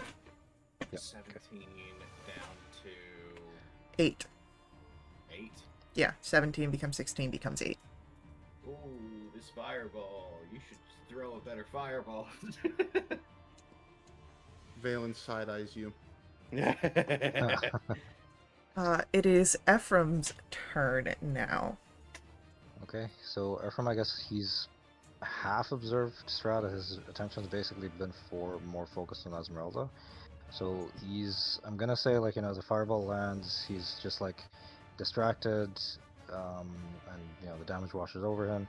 He's gonna take a second to, again, he'll reach over, close her eyes. I'm assuming they're still open, Yes. and he's going to grab he's gonna do that. Then he's going to grab a pinch of dirt from around underneath him. Use an action to give himself to cast Long Strider on himself. Ooh. And now base speed is 70 feet for the next hour. And then he is going to, let's see, how far away is Strahd? 67 feet. He just will make it, I guess. 66. Yeah. Can I say, like, I'll dash right past Mordenkainen if I go through? Yeah, that's totally fine. Yeah. Okay. You can move So through friendly his- space. Yeah, so 70 feet. So he does that. He's going to cast Longstride himself, and he's going to basically just look at Strahd and run straight towards him. And in between, while he's going to Strahd, he's going to brace himself and burn off one focus point due to the, what's it called? The heightened flurry of blows. So he's going to attempt to attack him 3 times with unarmed strike. Okay. So again, he is a little precise, a little imprecise. Like, he's not thinking very clearly. His friend's dead. So let's see. First attack is a 17. I think misses. 17 will hit Strahd. Okay, 17 hits. I'll do the 2 other attack runs, and 13 misses, I'm guessing. 13 will miss. Okay, and then the third one, 19. So 2 of the attacks will hit. So that'll be, and this is all, he's summoning this as he's running this as force damage. So 2d8 plus 10. He will do, so 13 plus 10, 23 force damage. And I'm going to risk, because I landed a hit, because he landed a hit, he's going to burn off another focus point to attempt a stunning strike on Strahd. With Okay. a con save of DC 15.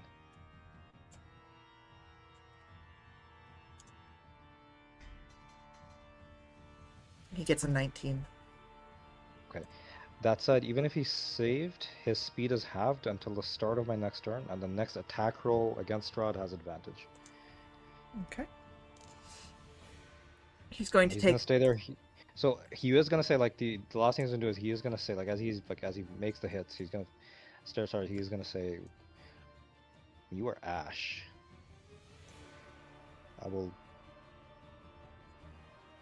burn the memory of you from this land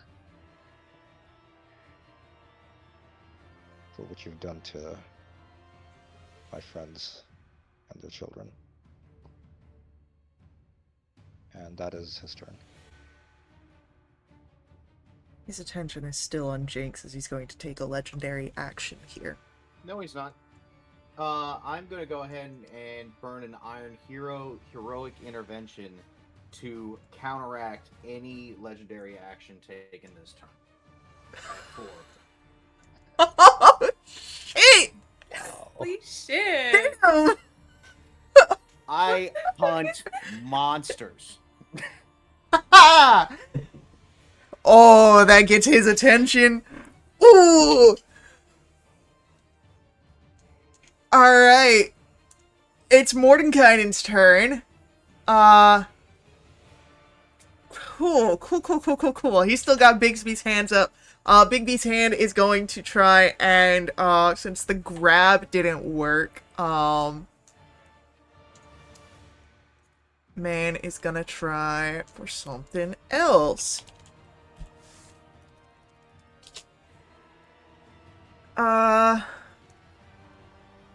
He's gonna try and, pull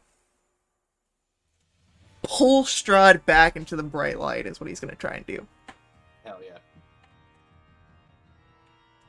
And so Strahd needs to make a strength saving throw.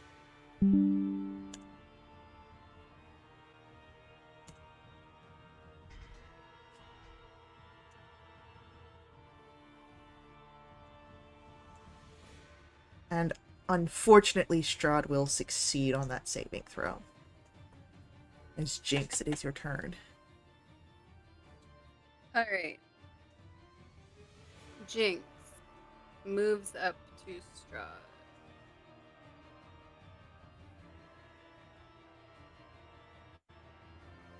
And this thingy moves with me. I think that's centered, maybe, kind of, sort of. Centered enough. Sure. Sure, my OCD doesn't need to come into it tonight, it's fine. I've got Ephraim here, so I'll have sneak attack if I can hit. You have advantage on this attack, by the way, because he failed perfect. his stunning save, so even you have advantage on the next attack roll. Perfect. Well, that's a natural 19 for a 30 to hit 30's definitely going to hit. with the Sun Sword, and it does an extra D8 on top of this, plus all the sneak attacks. So this which is also radiant. So this is just gonna be a boatload of radiant coming in hot. I just noticed I have evasion too. Should have taken any damage on that save. See here. So this will be 33 points of radiant damage. That is correct. 33 points of radiant damage. And I'm not technically concentrating on anything, I don't think. Let me double check, but I don't Nope. think the It's not other concentration. thing has concentration. Perfect. Then I am going to, because I need to stay on my feet to keep this sunlight active, I am going to use my once a day casting of a spell that I have, my one and only spell. And what it looks like is an illusory version of the teal scarf that Jinx wears appears before him and swirls around him, briefly hiding him from view. And then it kind of sinks into him, taking on his form. As I cast Shield of Faith on myself with my bonus action, so I'm concentrating now. Okay. And that'll be my turn. I've got +2 to my AC for as long as I can keep this concentration. Cool. Strahd's going to try for another legendary action here. Is this? Oh no, I still have. It's a different turn. Yeah. Yep. And as he does so, he's going to look at Jinx here. And I need Jinx to make for me a wisdom saving throw.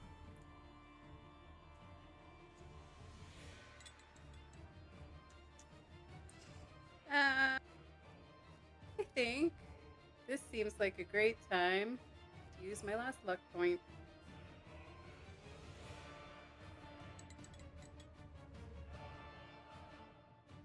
Okay, well, I'm pretty sure I failed that. You hear Strahd's voice resonate in your mind. Dismiss the sunlight, as he is going to cast command on you. And on your next turn, you will have to dismiss. Isn't command one word?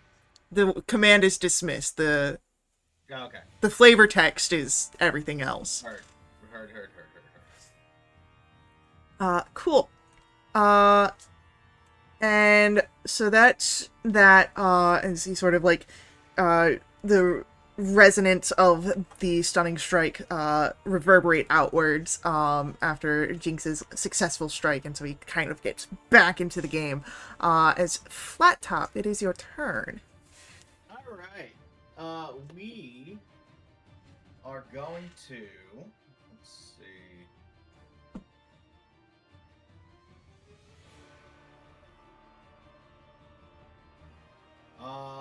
We'll just go for 2 shots right now. Yeah, go for it. Ooh, there's one. Oh, shit! Oh, all right, cool. 2 hits, So but that'll 1 is a be- crit. Yep, we'll take it. So that'll be 4, and that's with the +1s. So that's gonna be plus 10, plus 16. So 26. Okay, so this plus 26 again. Pretty decent. Ooh. 49. 49 is Damage. correct. And we are going to slow Strahd's speed by 10 feet. Alright, heard. Let me see. We're also gonna go ahead and get. We'll just keep reapplying lay down the law to Jinx. Alright. So I haven't another- taken any damage. Okay.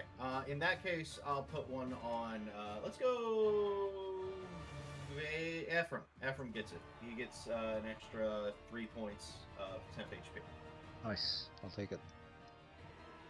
Alright. Valen, it is your turn.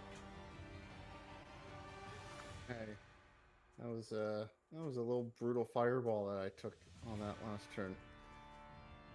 Fireball and back. Unfortunately, I don't have fireball. Crowd be damned. I am gonna do a synaptic static. Yeah? Yes, and I am going to do this. I'm gonna use another. Oh shoot, where is it? Features. Use another sorcery point to do the careful spell because it has a 20-foot radius, so it would get Jinx and Ephraim. But I'm gonna center it right on him. Okay. Let's see what this spell says. So this is going to be an intelligence saving throw. On the failed save, that's going to be very shitty damage. Uh, Oh, that's a lot of ones. Yep. You know what? 18 intelligence. he's going to go for his last legendary resistance and succeed. All right. You got So through that him. means he'll take 10 psychic damage. That's correct. Alright, it is the end of Valen's turn, which means that it is going to be Strahd's turn. And again, takes damage from the sunlight.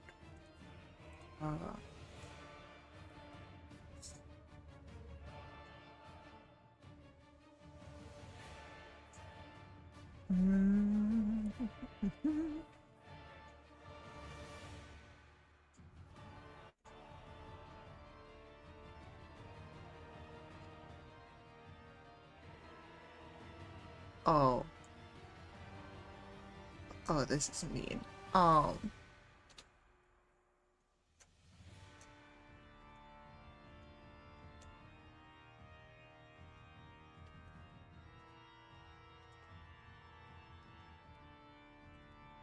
Strahd is unimpressed at the moment, and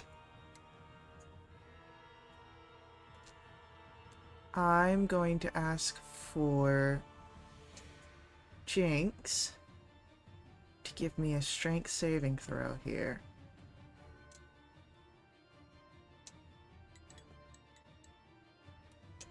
That's a 19. Okay. 19 means that you are not pushed back as a gust of wind is conjured, pressing against you, originating from Strahd, pushing you closer towards the edge. Or would have, had you failed.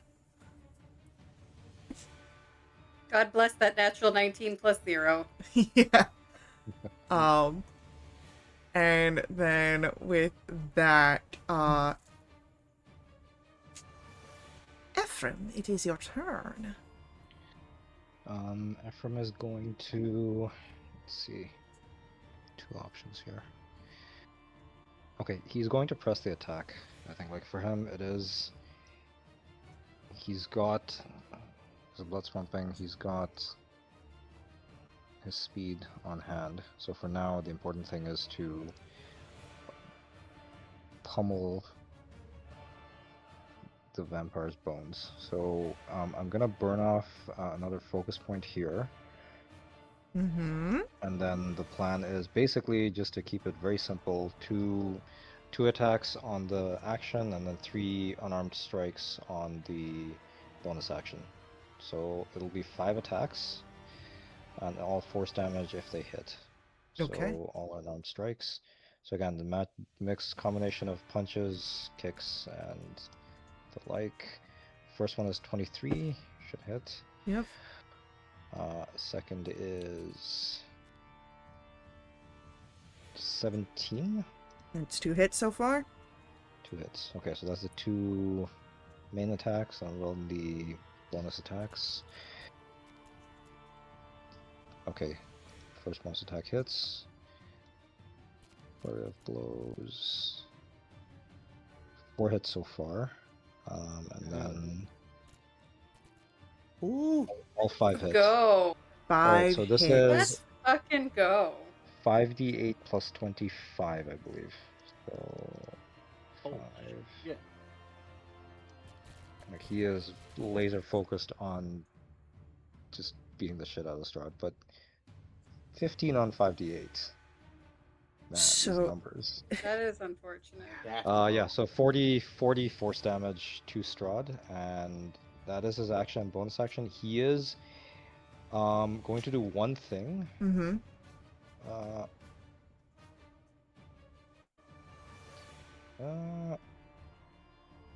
No, actually, you know what? He's gonna stay where he is. If Strahd moves, he's gonna try and like hit him if he moves. But yeah, no, So- he's saying he's focused on Strahd at this point. What happens here is that as you pummel into Strahd, you start to see his form begin to turn ashy and evaporate within the sunlight. And as his body fully crumbles, you all hear a cry from across the other side of the courtroom, "Brother!" as Rahadin comes out and joins the battle. He's pissed. And Strahd's no longer here. like in what context? Strahd looked like he disintegrated. So you don't know what that, Sunlight was still up because sunlight was still up. when it happened. Would you say Strahd is dead? Who knows? But it's more. You do, presumably. I do know. But it is Mordenkainen's turn as Rahadin is coming out. And Mordenkainen turns to face towards Rahadin, and can I move Bigby's hand that far? Up to I'll never go. 60 feet? Who knows, right? The ruler knows. No, Rahadin's out of out of range. But the Big B's hand does move over in that direction as Mordenkainen is just going to throw some magic bolts. Some arcane bursts. He's got 4 of them that he can do. So the first one's a natural 1. Second one misses.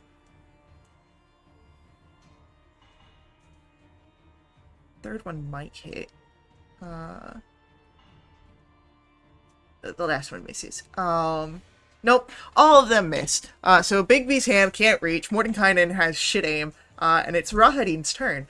So Rahadin is moving down the pavilion here at a quick pace. OMG, guess who's the closest? Guess who is the closest? Yeah. However, as he gets there, can he... Burn on SP to make a dexterity saving throw. Shit, you know what? Fuck it. He's gonna do what he can to get to whoever's closest, and unfortunately that is Valen. As he is seeing red, his brother has been killed by your group. He misty steps to close that distance, and he is going to attack 3 times with his scimitar. Damn. Okay. And say 28 to hit. Fucking hell. Okay, yeah. That's 11 points of slashing damage. Valen, look Okay. out. That's a 19 to hit Yep. for 10 points of slashing damage. Okay. And the last attack is a natural 1. Let's go. Yeah, Valen's at 6 HP. You got this. You're fine. Jinx, it's your turn! Okay, so if the person who commanded me to do something's no longer around, do I still have to follow the command? No, because it's concentration and you can't concentrate. I love that so much. Okay, I'm gonna use feline agility, and I'm gonna get the zoomies real quick. Hell yeah. We'd love some zoomies. So, 2, 3, 4, 5, 6, 7, 8, 9, 10, 11, 12 puts me here. Beautiful. And then I'm not done. I'm gonna bonus action dash Oh, shit! because I didn't quite get here. So 1, 2, 3, 4. I'm gonna go over here just in case he can do a wing gust too. I don't know what this guy can do. So that was and bonus action. So now I'm gonna swing the sun sword at this fucker. Do it! Get As I him! do. And I'm just gonna say you'll die just like he did. That's a 22 to hit. 22 will hit. And Valen's giving me sneak attack. You do get sneak attack. Extra D8 on there. Faye, 2 questions. Yes? Is it safe to assume that this gentleman is also a vampire? You can assume that. Whether it is safe or not, you have not had any reason to believe that he is a vampire. Interesting. Is the fountain in this courtyard currently flowing? It is not considered running water, if that's what you're asking. Fuck.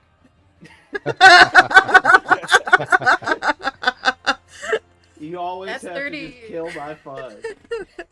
32 points of radiance to Radin. Yes. He does not look pleased by that, but his skin does not Great, seem I to was- crackle. I was hoping that he would not look pleased. Beautiful. Alright. That does come to Flat Top's turn.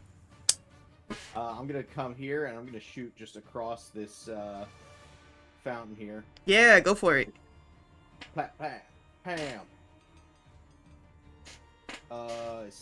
17 and an 18. 18 just hits. All right, so that'll be 2d8. Oh wow! 20 points of damage on that one shot. Nice. Hell yeah. And then we will lay down the law to Valen, getting him 9 extra temp HP. There you go, bud. Double it.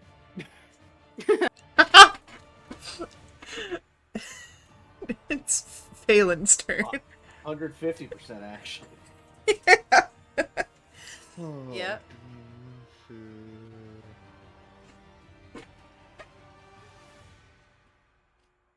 Hmm. It's really dangerous if you stay close, you know. Yeah, I'm very well aware. And Flat Top's been such a great cheerleader. I got you, bud. Yeah, I guess I am gonna burn my last 3rd level spell slot. Yeah? Yeah, what you Once gonna again, Thunderstep. do? Nice. Yeah, so I'm gonna move over here, and once again, Jinx is in that 10-foot. I think he would be in the 10-foot radius. Mm-hmm. So I will use another sorcery point to do Careful Spell. Okay. So they'll automatically take no damage. But Alright. for Rahadin, I need a DC. Oh, I should have acted innate sorcery. It was a bonus action. God dang it. Never mind.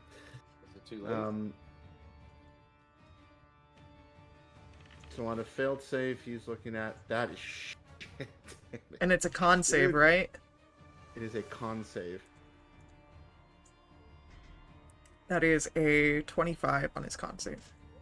Cool. So he'll take whatever that half of that is. 5. I'm really dealing it out tonight. It is Ephraim's turn. You got base 70 freaking speed. Yeah. So base 70 speed, and I also run over water. So technically, I should be able to close this gap. Yeah! If like, yeah. Yeah, I go love for it. all of this. This is great. He turns Here for this. and he immediately, like, again, he sees Strahd he's assuming it's temporary because he's not trusting his eyes to say it's gone, but he sees Rahadin and he's laser focused again on Rahadin at this point. So full 70-foot movement right to here. I think I have probably like 3 feet left, but whatever. And he's going to just utter like something very simple, like butchers or something like that, and then attack, burn off 1 more focus point, and try to run like 5 attacks again. Just Hell yeah. simple as before. 11 probably misses, I think. That is a miss. Okay. 23. That hits. Okay, so 2 attacks. First of the flurry. Okay. 1 flurry hits. 20 hits. Yep. Okay, and then the last one. 25. So 4 hits. 4 hits. 48 plus 20. Those are slightly better numbers. And it's not amazing, but it's okay. 14 plus 20, 34 force damage. And he is going to stay where he is because he doesn't have, like, he's barely out of breath, but he is just laying into Radin. Hell yeah. Well, since Rahadin moved closer, it got into range of Bigby's hand. So Bigby's hand, Mordenkainen is going to try and grab him.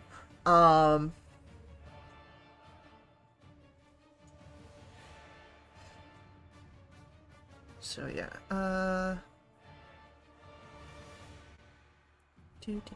dexterity save from Rahadin.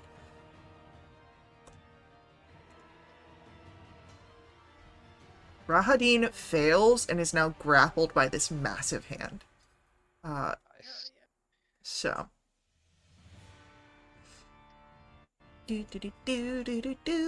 It's Rahadin's turn. Rahadin says, fuck this massive hand, and is going to Misty Step back, behind Jinx, and that's gonna be, 3 scimitar strikes at Jinx's back.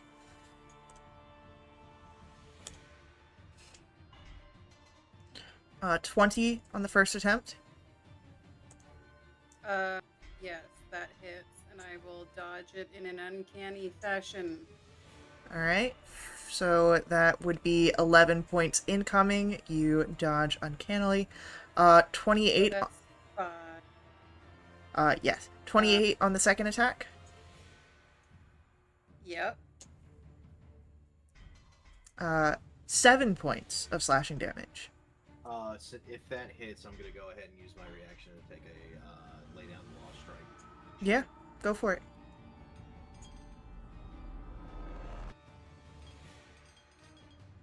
For 19 points of damage. Beautiful. You crit on a 19? I do not. I don't think so. Let me double check through this. I might. You critted on like an 18 or some obscene number. Oh yeah, 18 to 20. So yeah, that would be a crit. Okay, so so Nice. another 16 to 16. Yeah. Sorry, plus another 1 because that 16. was not accounting for the plus 1. 19. So 36 on that. Whew, Rahadin's barely hanging in there. But speaking of crits, the last attack against Jinx is a natural 20. Oof. And that is Okay. a silvery barbs. There it You is. fucking oh, shit! Hell yeah! Oh, this is great. Hey, do you like And in DMing? case- Because you're not going to tonight. No, I'm having a And great I'm- time. And in case it's needed, I will give the advantage. Oh, Jinx is next to this. I will give the advantage to Jinx. All right, so it's no longer a crit. However, a 28 still is going to hit. Yeah, it does. For 8 points of slashing damage. Okay. So I owe you 3 con saves, and I need to beat 10 with each of these to see if my Shield of Faith stays up.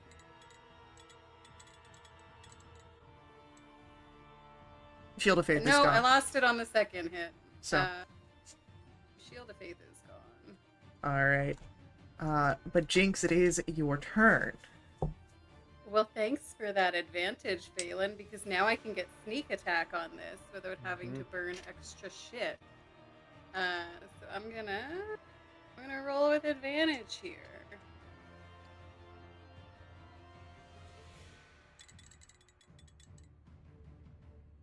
That's a 28 to hit. 28 hits. Lovely. And I'll get sneak attack and the extra d8. I'm pretty sure he's dead. Oh, I'm pretty sure too. I just want my total because that's fun. 21, 31, 38 points, I think, of damage. That sounds right to me. As the blade strikes into Rahadin, there is a stark difference from how he falls and how Strahd fell. Rahadin drops as a mortal man, but you can hear the echoing screams that were around him as they pulse outwards, a final death knell. As he dies, Jinx is just gonna be like, "You can say hello to your brother when you join him in the hells." Let's go. Hell yeah. But with that, we'll say that you are no longer bound to the initiative. But the rain still falls here.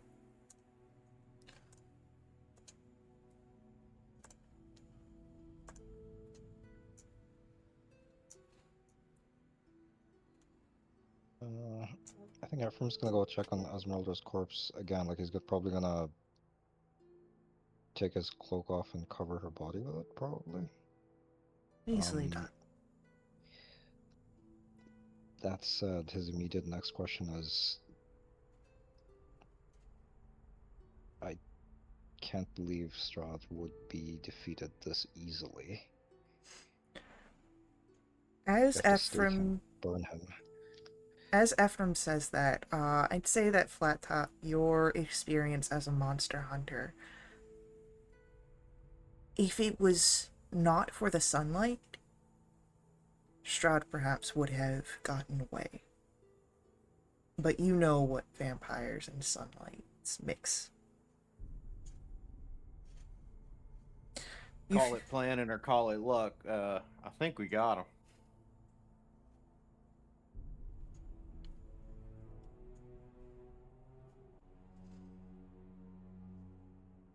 Serena. Is Arena free?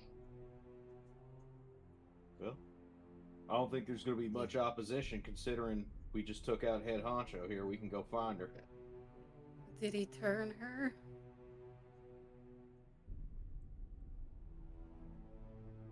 It's one Oh, way to really? find out. Okay, Ephraim's gonna Valen's ask something good. to Flat Top beforehand. He's gonna ask, can we make sure she doesn't turn? Like, he's gonna point at Esmeralda, like, I assume she was drained before she was killed. I'd say, again, in a Monster That's what I was Hunter's repertoire here, if she was going to turn, the impact against the stone has probably thwarted any efforts from that. It'd be different if she was already a vampire. Alright. Sorry, Connor, I interrupted. Valen gets the sense that Strahd is not fully dead.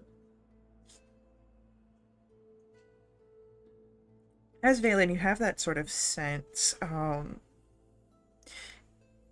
You hear a all too familiar voice mutter a curse in a elvish dialect that you've not heard beyond the dark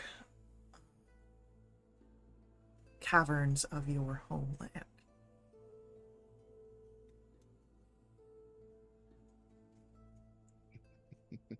We will have to find someone else to help us.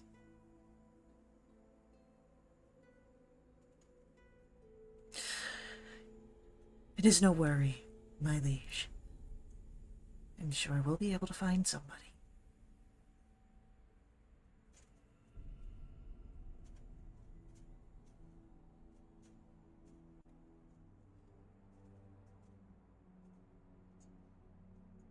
I'm trying to figure out the right way to go about this.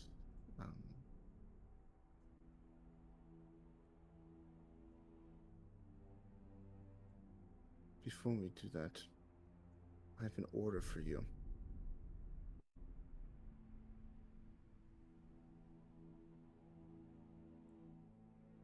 Show yourself to everyone.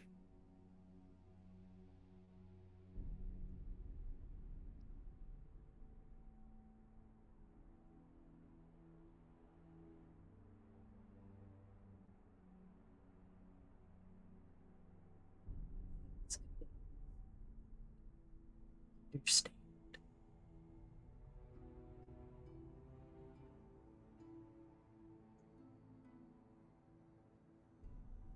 I am I not think for others. I am for you. I came when you called, when you asked for the power to be the ruler that you know yourself to be. If I show myself to others, well, they will need to be subjugates. And you've told me that you don't want me influencing your companions. I live to serve, my lord. So which order do you want me to upkeep?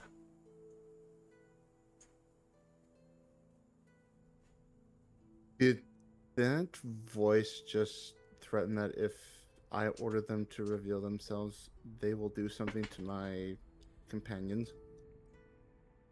Your insight, I think, would be enough to know this. What they have insinuated here is that should they reveal themselves to other people, those people would become subjugates, i.e., dominated. And because you have ordered for this figure to not influence your companions, it is asking which order do you want it to follow.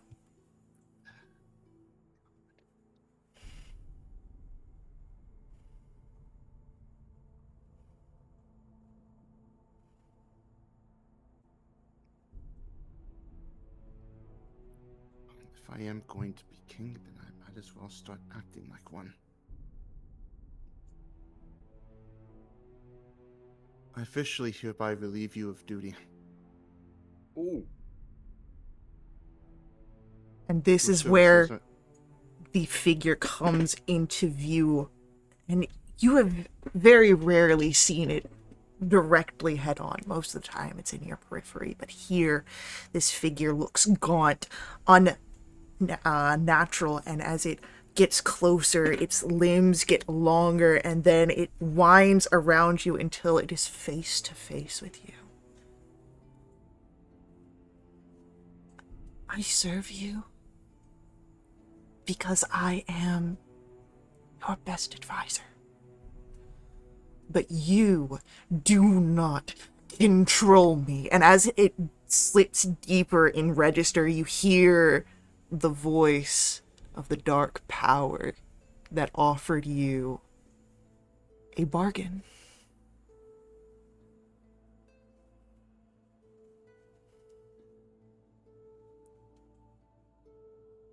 Wait. Oh my god.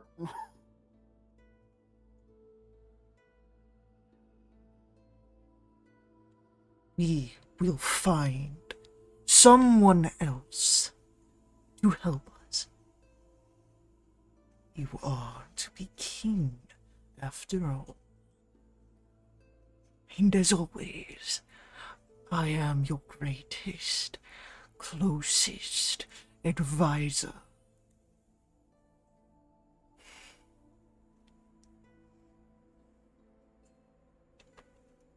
I had a really bad feeling if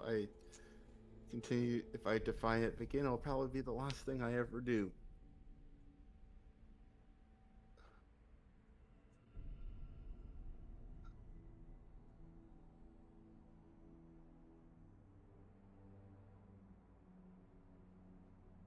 Now that Valen knows kind of what this is, and I'm realizing it too, just above table. Was this the thing I made a bargain with at the Amber Temple? It is a side effect of that bargain. Side effect. You made a bargain, and you got a boost to your charisma score. And something here is there to make sure that what you do with that, well, it is in line with, of course, your patronage. Enjoy the multi-class. Not quite a warlock, but you are being watched and monitored, and what has been given can be taken away, but it may not be quite so pleasant on the reverse.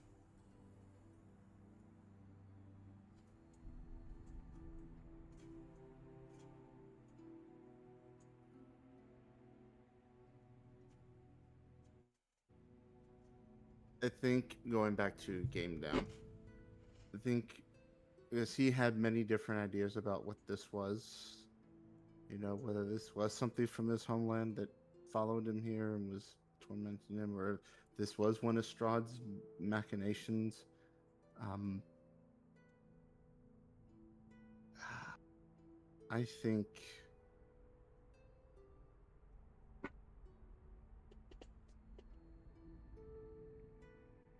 Valen is of the mind that as injured and as low as he is,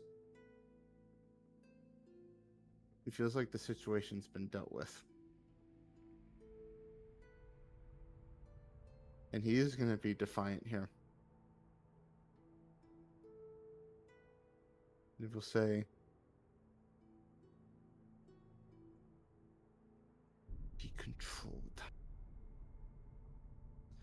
I no longer have need of your services.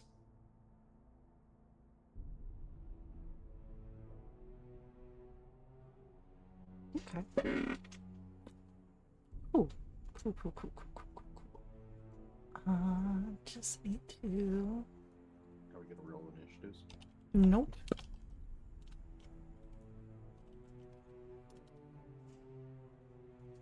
Please. I need for Valen as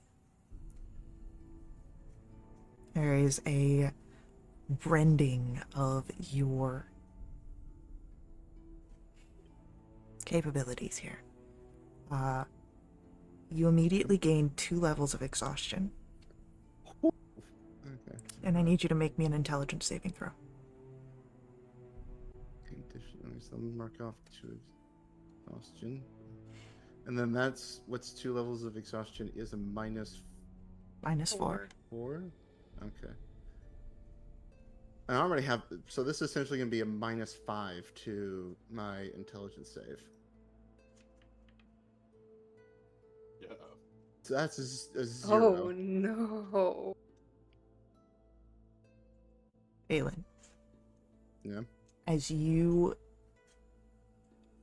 feel yourself stripped of that blessing, is whatever has been with you for who knows how long is gone now.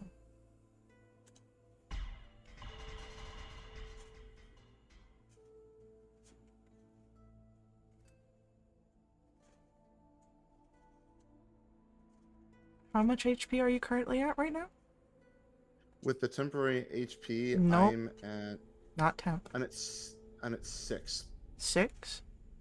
Yep. What is your max HP? 62.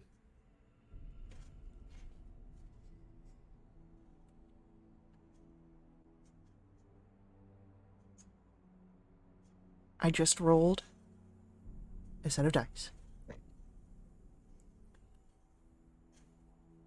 The way that rules is written works is that if you meet negative your HP total, you die.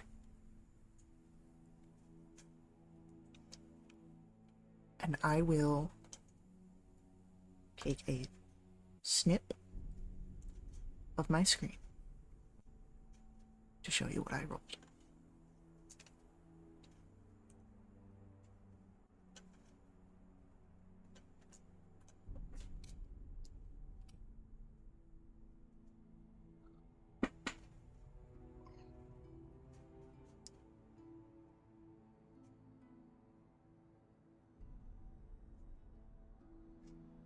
I say the number out loud.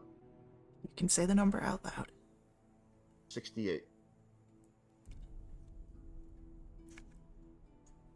Valen, with your last act of defiance, is there something you'd like to do? Something you'd like to say?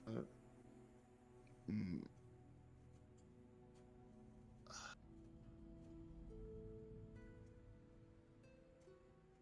Think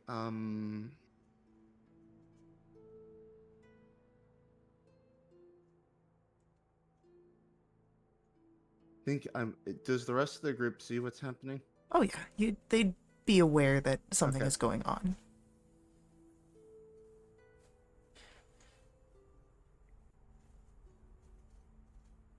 I think I'll turn to the rest of the group, and I think with my last remaining energy, and tell them that if they were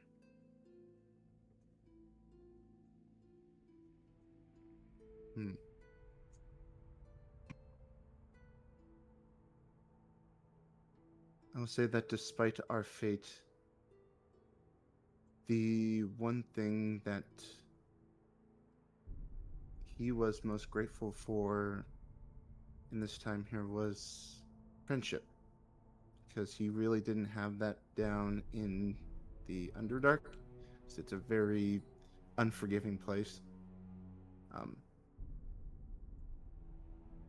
And so I'll just tell them that, and just tell them to,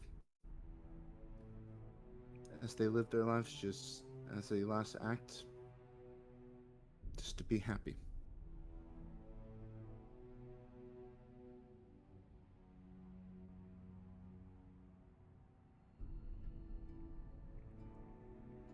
When Valen drops, there's blood coming from the nose and ears.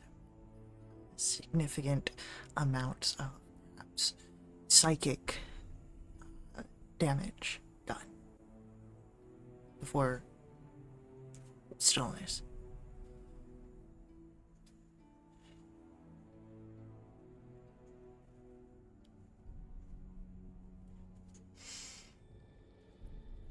And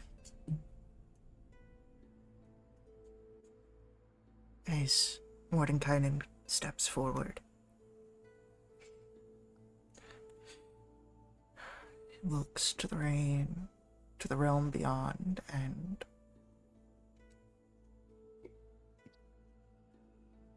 I can promise nothing, but I can make an attempt.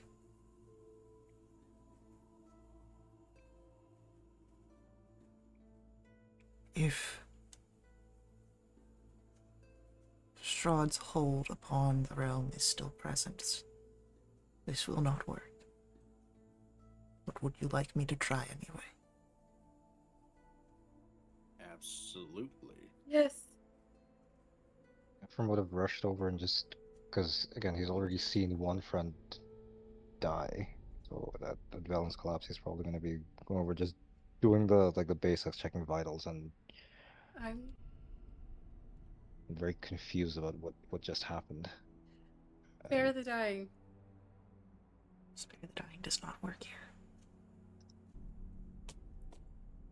Watch a third friend die.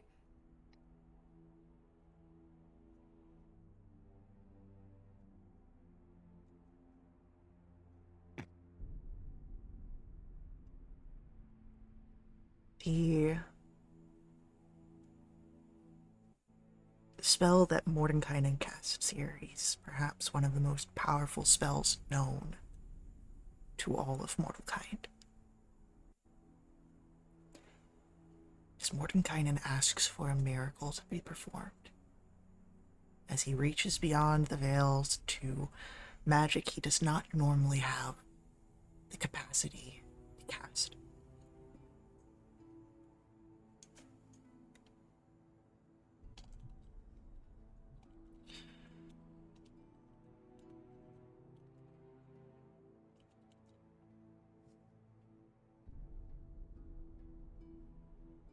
And he will cast Resurrection.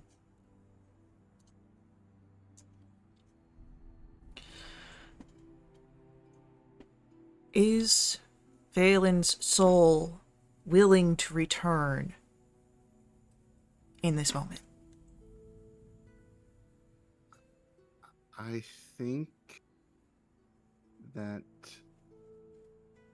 not having that last, he would have said that last statement with like a smile on his face almost, but I think he can still do good. So I think yes, his soul would be willing to return. And Valen, you are in great deal of pain and on cold, wet stone, and you see faces gathered around you with tears in their eyes. You have all of your hit points. Any wounds upon your body are closed by this magic. However, you are weary, and you do not feel at your best capabilities. But you're alive, which a moment ago you feared would not be possible.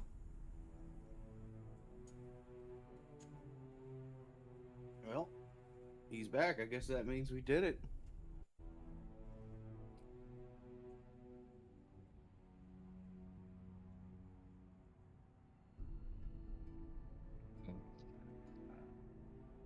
think you said I would be like extremely groggy coming out of it. Yes, so that's a flavor text of the benefits of a resurrection. You take a -4 to d20 tests. That does not dissipate until you take long rests. So you just I figured that was gonna be my Yeah. next question. Would Valen remember what happened? you remember a lot of pain, and then nothing, and now this. You just lost a bit of consciousness. That's it. What happened? Yeah. You just dropped. You're talking to yourself a little bit, and then you fell over dead. Flat Top will prop him up a little bit, just help him get, some air so he's not lying on the floor. Oh, sorry, I got a text message. What's that? I I've never heard of those. They don't have cell phones in Barovia? Come on. What sorcery is this? They do, Um, but they only have 3G cell towers. It's kind of... You saw who this. It's a little dated. Oh, funny. I think Everyone's with got that, Motorola Razors.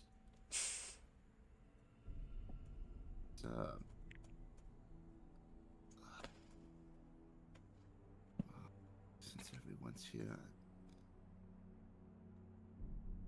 as the truth is deserved, it was that what I supposed was voice that I kept hearing.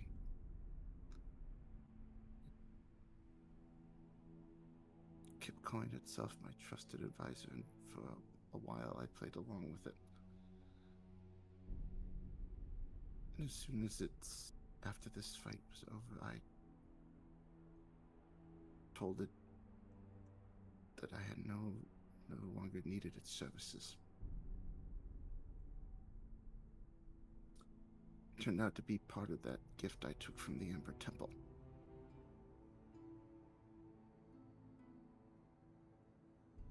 But it is gone now. Are those 4 extra charisma points? Yeah. Wait, wasn't it just 2? No, it gave it your charisma bumped by 4 up to a maximum of 22. Oh, I was already maxed out at 20 before I took the gift. So, yeah, because it maxes out at 22. Because typically Okay. you can't even go beyond 20. No, darn. But So, if you only had 20, then you're just back down to 20. I will, yeah. And during this conversation, I think telling the truth here was important, but especially to Jinx, because like those sad looks really didn't go unnoticed. And I will say sorry for not telling you anything. I thought I could handle this myself.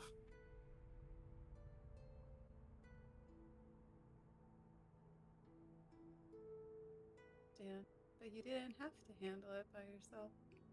I took a bargain too. I would have understood. But I understand this too.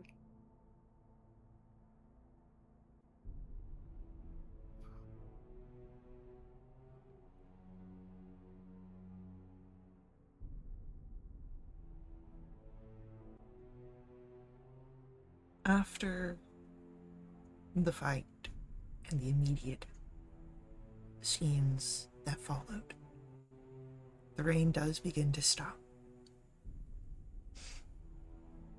The people that were gathered for the party depart.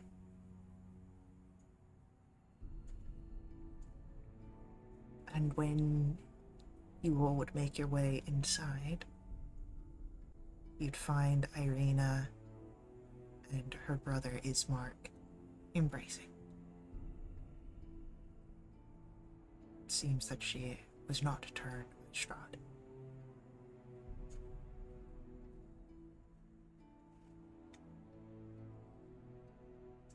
Could we ask either Irina or Bismarck what happened to Strahd's three brides and the whites that or the ghouls that Radin was controlling?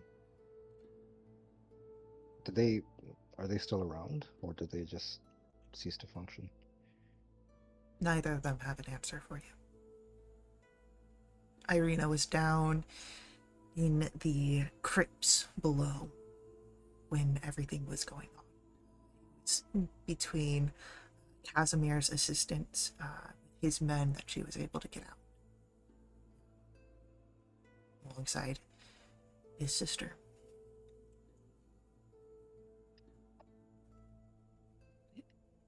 His sister's like alive?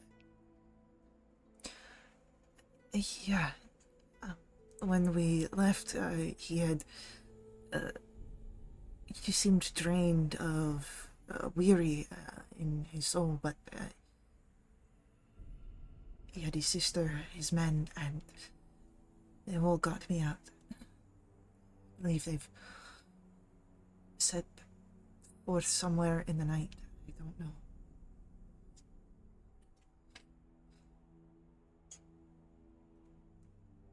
I thought he was just freeing her soul. That's incredible.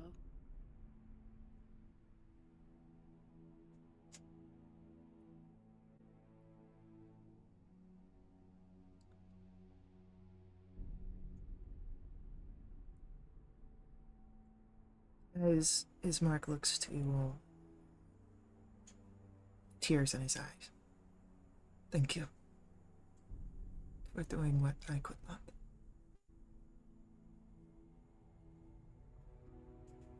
Thank you for trusting me and us. Told you the show wasn't over.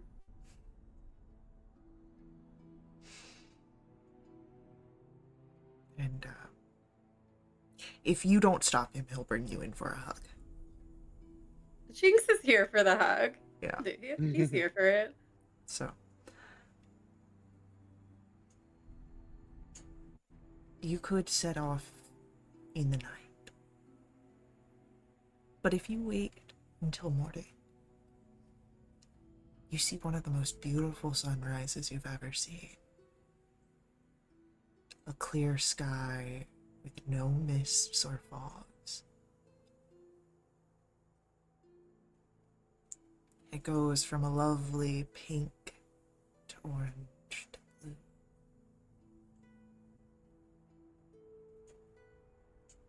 It's a new day in Barovia. And it's a day like none other you've seen since you found your way in this realm.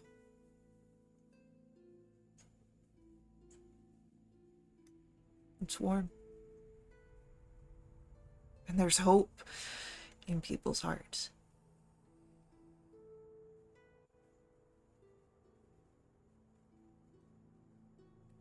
And you have many days in front of you.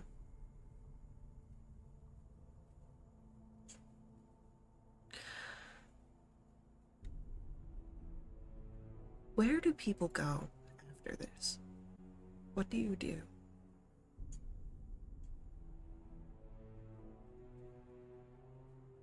Do you return? The first Oh. thing.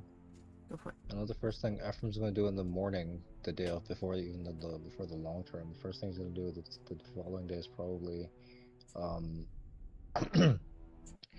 probably take a horse and a cart from the stables. I'm assuming there is one, and take Esmeralda's body out to the tower and bury her there. Assuming the party's gonna, assuming come along for the last rites. And as far as the long term stuff goes, part of his time is going to be spent coming back to Ravenloft and clearing it of infestations, like any stray whites or anything there in the catacombs that he can find. And he'll want to It depends on how it goes with the rest of the party, but for him, this is kind of a surrogate home at this point. Like, he's happy that there's sunlight in Barovia, but he has people he knows and cares about in the two villages. So for him, it's going to be back to wandering the lands and helping. And his long-term goal is essentially to burn Ravenloft to the ground. So Strahd's name is not even a memory. Like, that was the last thing he meant to Strahd, like when he was trying to kill him, that when you're gone, they won't remember you. And that's gonna be kind of his life's mission, I guess, for the short term or intermediate term. Can you roll for me a d4 at the end of your epilogue? Sure. Let's roll a d4.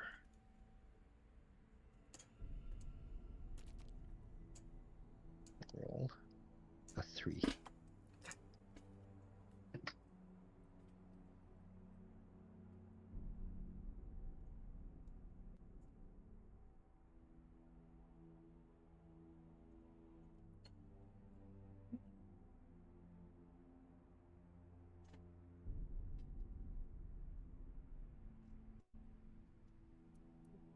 See what happens next in their story. I think I'll go. Of course, I would do the thing with Ephraim. Being there for the burial and everything. But once that's done, he has no further business in Barovia. So obviously, he would say his goodbyes to everyone. And then he's still got Nyx by his side. So I think once he's out of Barovia, he is going to continue doing what he was doing, which is finding the answers he needs before he goes back home, however long that takes him. And if he does find the answers, then he'll use it to defeat this thing and take the throne the right way.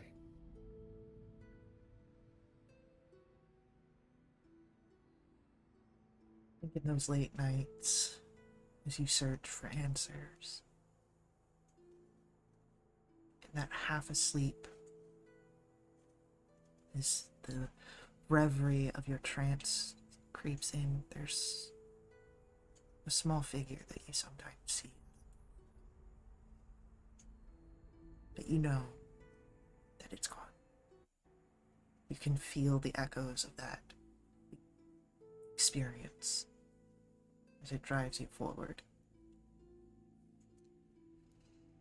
Go ahead, roll me a d4 at the end of your epilogue as well. Yeah, D4.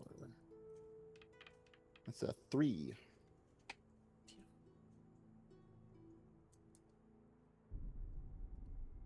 Whose story comes next? Would you say it's easy to make our way home out of Barovia? Yes. Beautiful. Flat Top will go back to his common stomping grounds out in some forgotten desert far out there. His rates have doubled. He's now a multi-planar monster hunter. Has the chops to prove it. And he just goes. This was another notch on the belt to continue things along. It was a big notch. He didn't expect to do it, but definitely has it in his system now. Beautiful.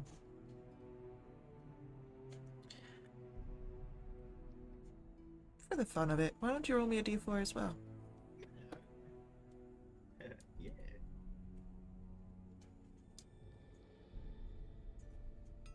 That's a 3. It's 3 threes in a row. The pressure's on for me, man. Yeah. Jeez. Hey, don't mess Christ. up. Yeah, Caitlin, roll your last luck point to get yourself 3. I know I already used my. Fine.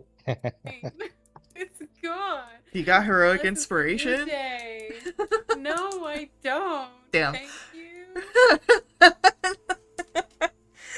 Alright, that's one story left to tell here.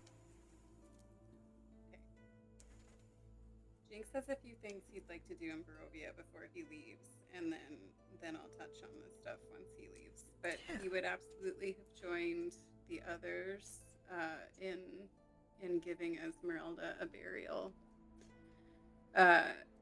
He also would have returned to Castle Ravenloft, and he would have asked the others if they were still around, if they wanted to help with this, but he does want to find, hopefully at Castle Ravenloft, the remains of Argynvost and lay them to rest at Argynvost Holt. When you do, you see that beacon of light that you had seen painted on that the painting that you had seen within.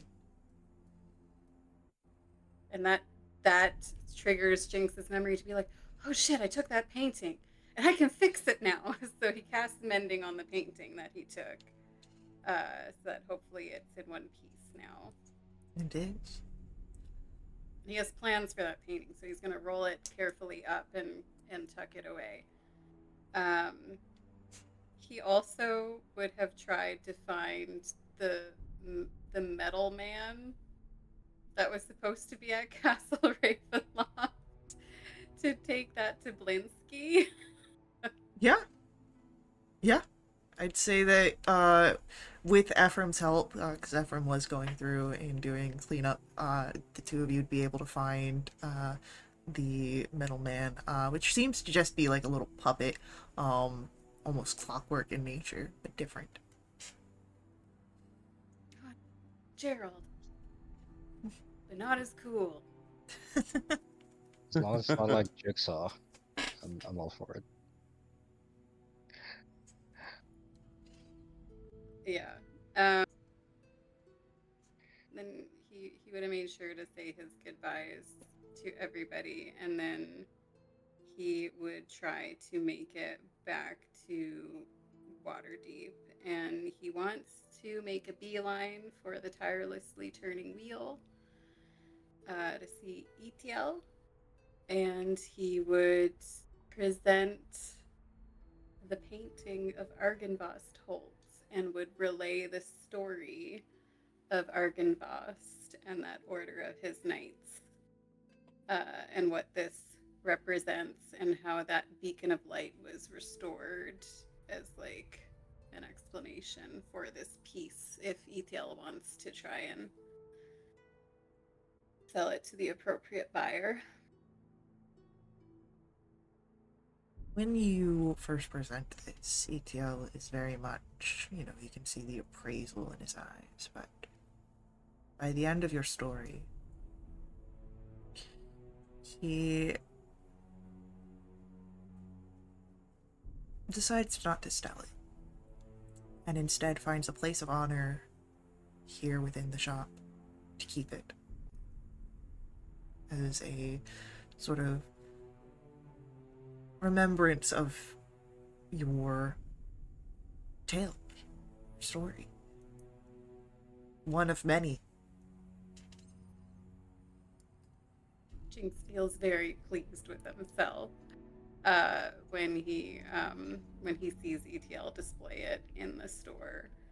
And then, in terms of Jinx's long-term plans, he's still trying very hard on his own time to locate who his parents may have been, where they are, if they're still living, and hoping to maybe find a way to the Feywild as like a secondary goal because he thinks it would be cool to be there, not to stay, just to experience it.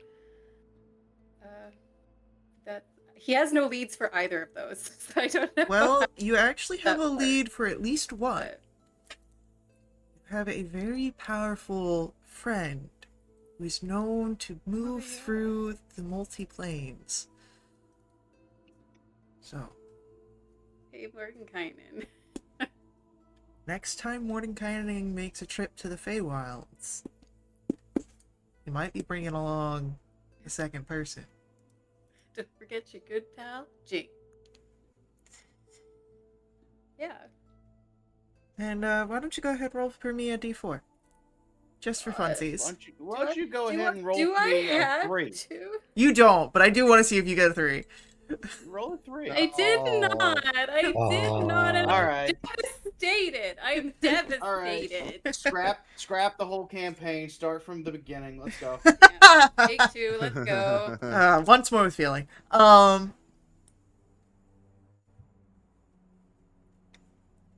Time passes over each of you.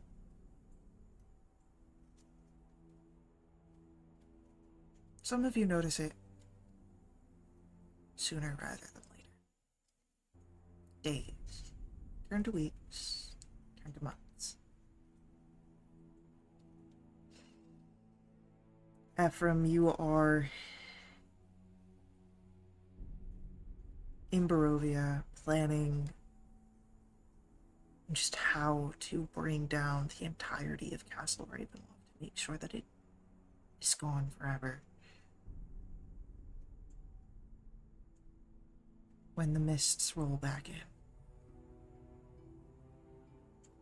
and when the sun no longer shines as brightly,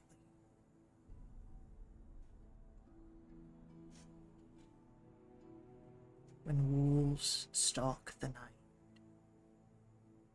and creatures with bright red eyes no longer hide,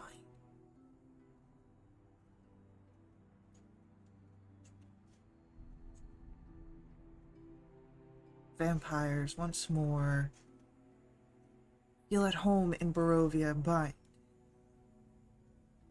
you've heard no stirrings of the return of Strahd.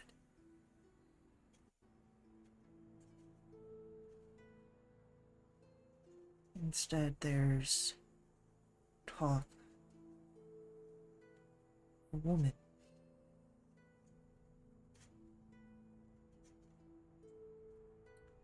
Someone who plans to surpass Strahd.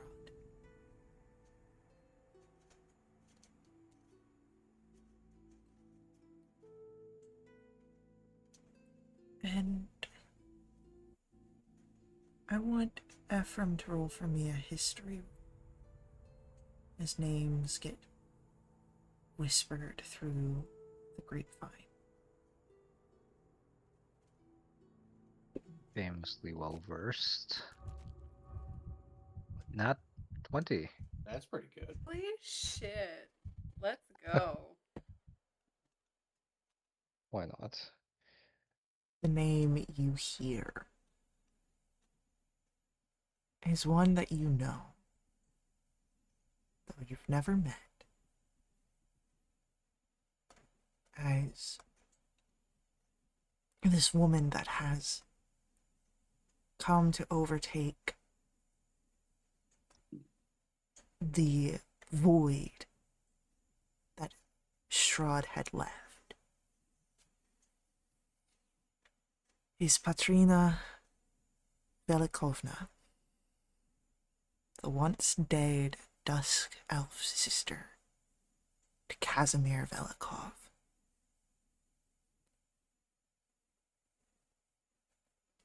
But that is a story for another day. As our campaign comes to a close here.